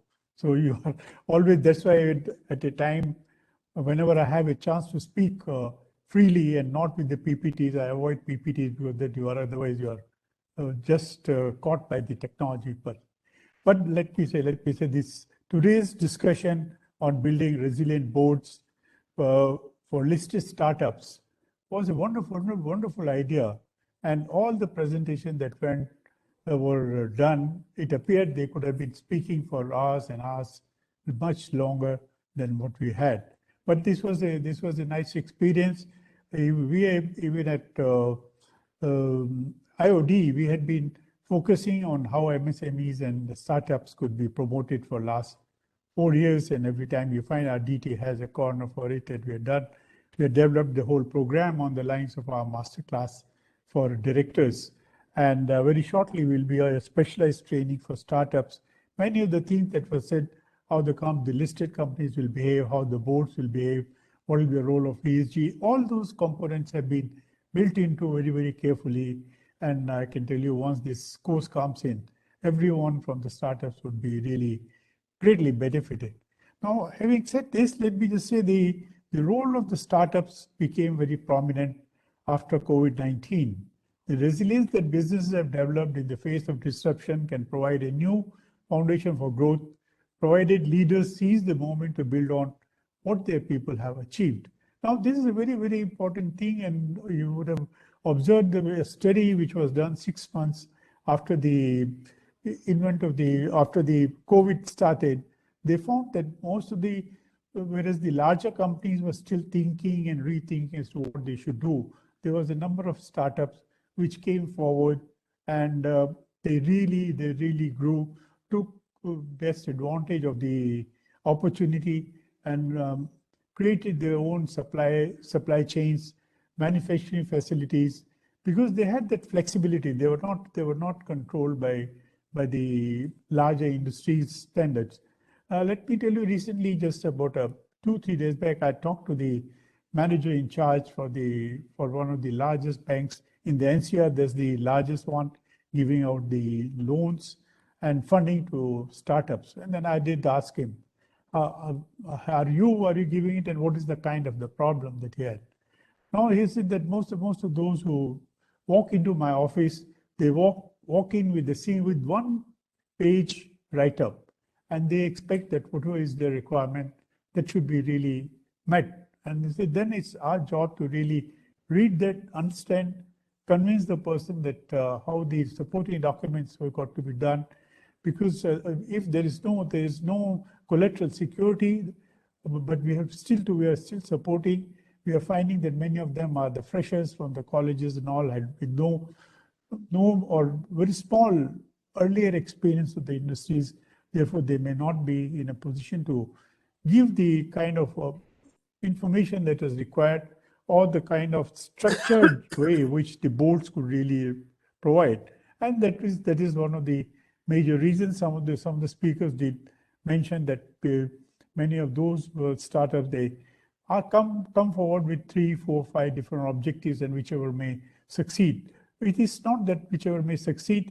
If you look into when they're passing out from the colleges, when they make their projects, they are asked to write a number of objectives for the project and then only get into it. So it took some time, but the impact that the startups had made within last 1.5 years is remarkable and is being recognized not only in India, but also in all other countries. The second important thing about the startups was the government had a condition that you show your performance for last couple of years, 2 years or 3 years, then only you could be applying for public listing, or you could be applying for the loans and all. I mean, look at the people, most of those who are now being called unicorns, they have gone out for the private venture funding. They have not bothered for the banks. They have not bothered for the government funding. And they have found out funding anyway from throughout the world. And that's how today we say that we are 160 or 170 unicorns and all such things. But this is their basic effort. Their effort also to ensure that they get the sufficient funds and then go out for IPOs. Then in some cases, in some IPOs, there could be plus minuses, but that happens with any other big company. But the way they have shown, the way they have moved on to the digital platform is remarkable. I mean, something which people thought had planned.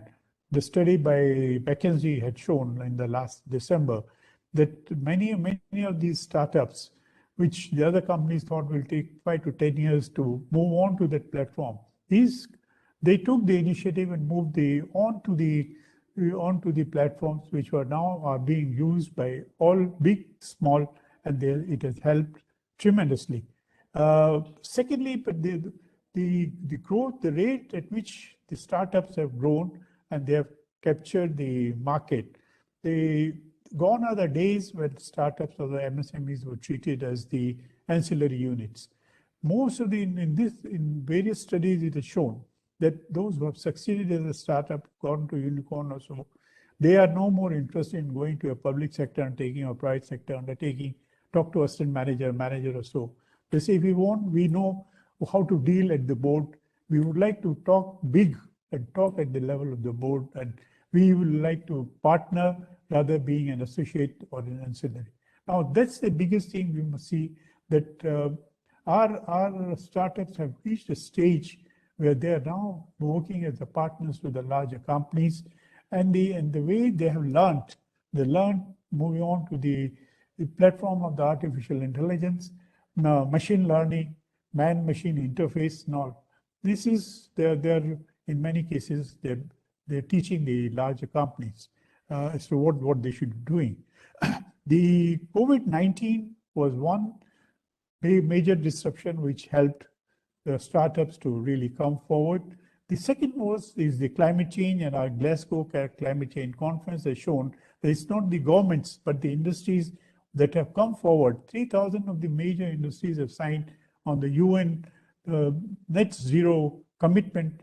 And in addition, many more have also shown that they would like to do it. And some of them were also the startups, and I'm told that there were many side events where the startups played an important role, and the businesses and the industries are going forward at a very fast pace. So all those things which are being learned by the startups now are really listed out for our climate resilient growth, and therefore the resilient board.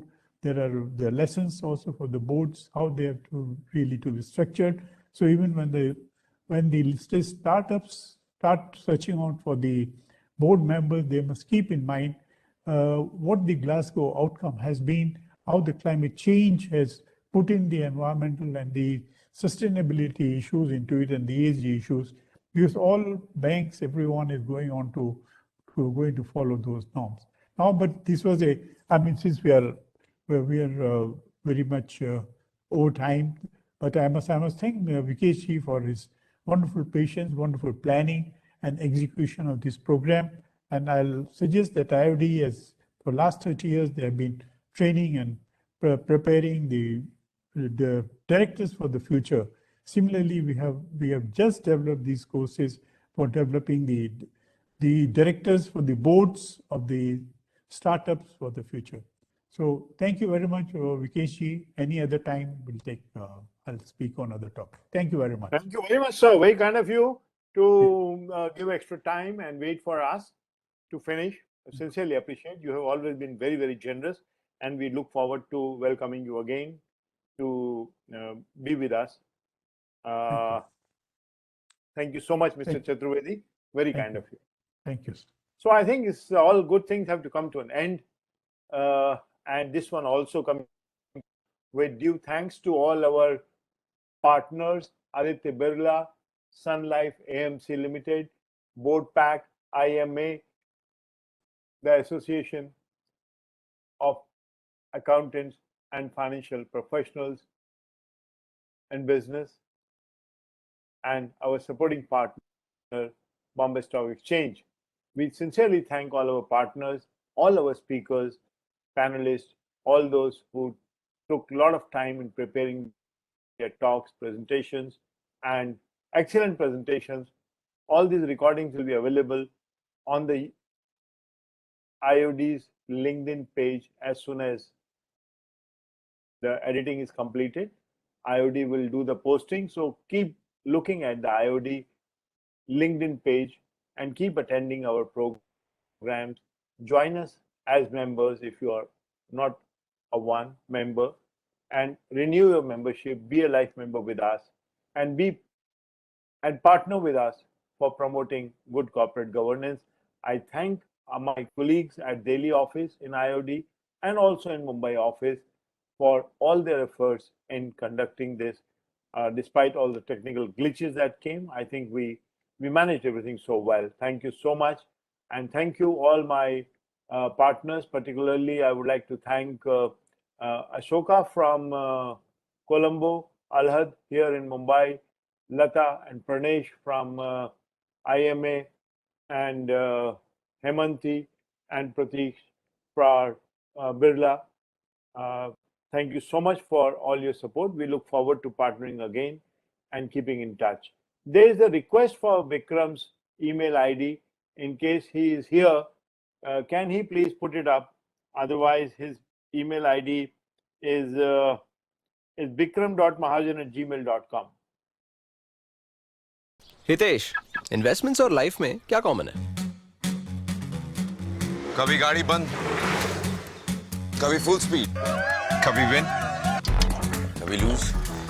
It's okay. Ups and downs होते हैं. Life है. लोग life से नहीं डरते तो investment से क्यों? हाँ, ये तो सोचा ही नहीं था. अप हो या डाउन, SIP है. मार्केट डाउन तो यू गेट ज्यादा यूनिट्स, और अप तो ज्यादा वैल्यू पर यूनिट. लाइफ या म्यूचुअल फंड्स, जीत के लिए डटे रहो. Aditya Birla Sun Life mutual fund investor education. Mutual fund investments are subject to market risks. Read all scheme-related documents carefully. When you're a certified management accountant, managers will do whatever it takes to get you on their team. We've got a window office with your name on it.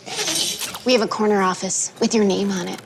We'll pay for your lunch. We'll pay for your apartment. We'll give you a signing bonus. Because your ability to turn data into decisions is always in demand. We've got summer Fridays. We've got summer and winter Fridays. So take the first step toward becoming a CMA today and let the managers fight over you. See you on Monday. CMA, it makes all the difference.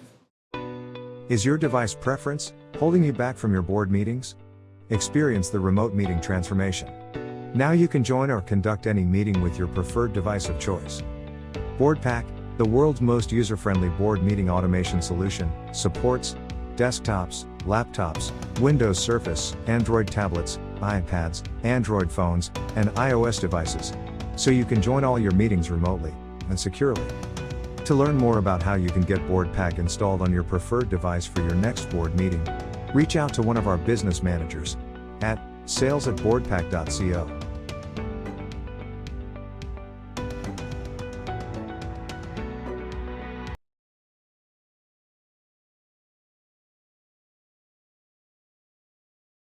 Thank you, Shayaji. Thank you, Vikram.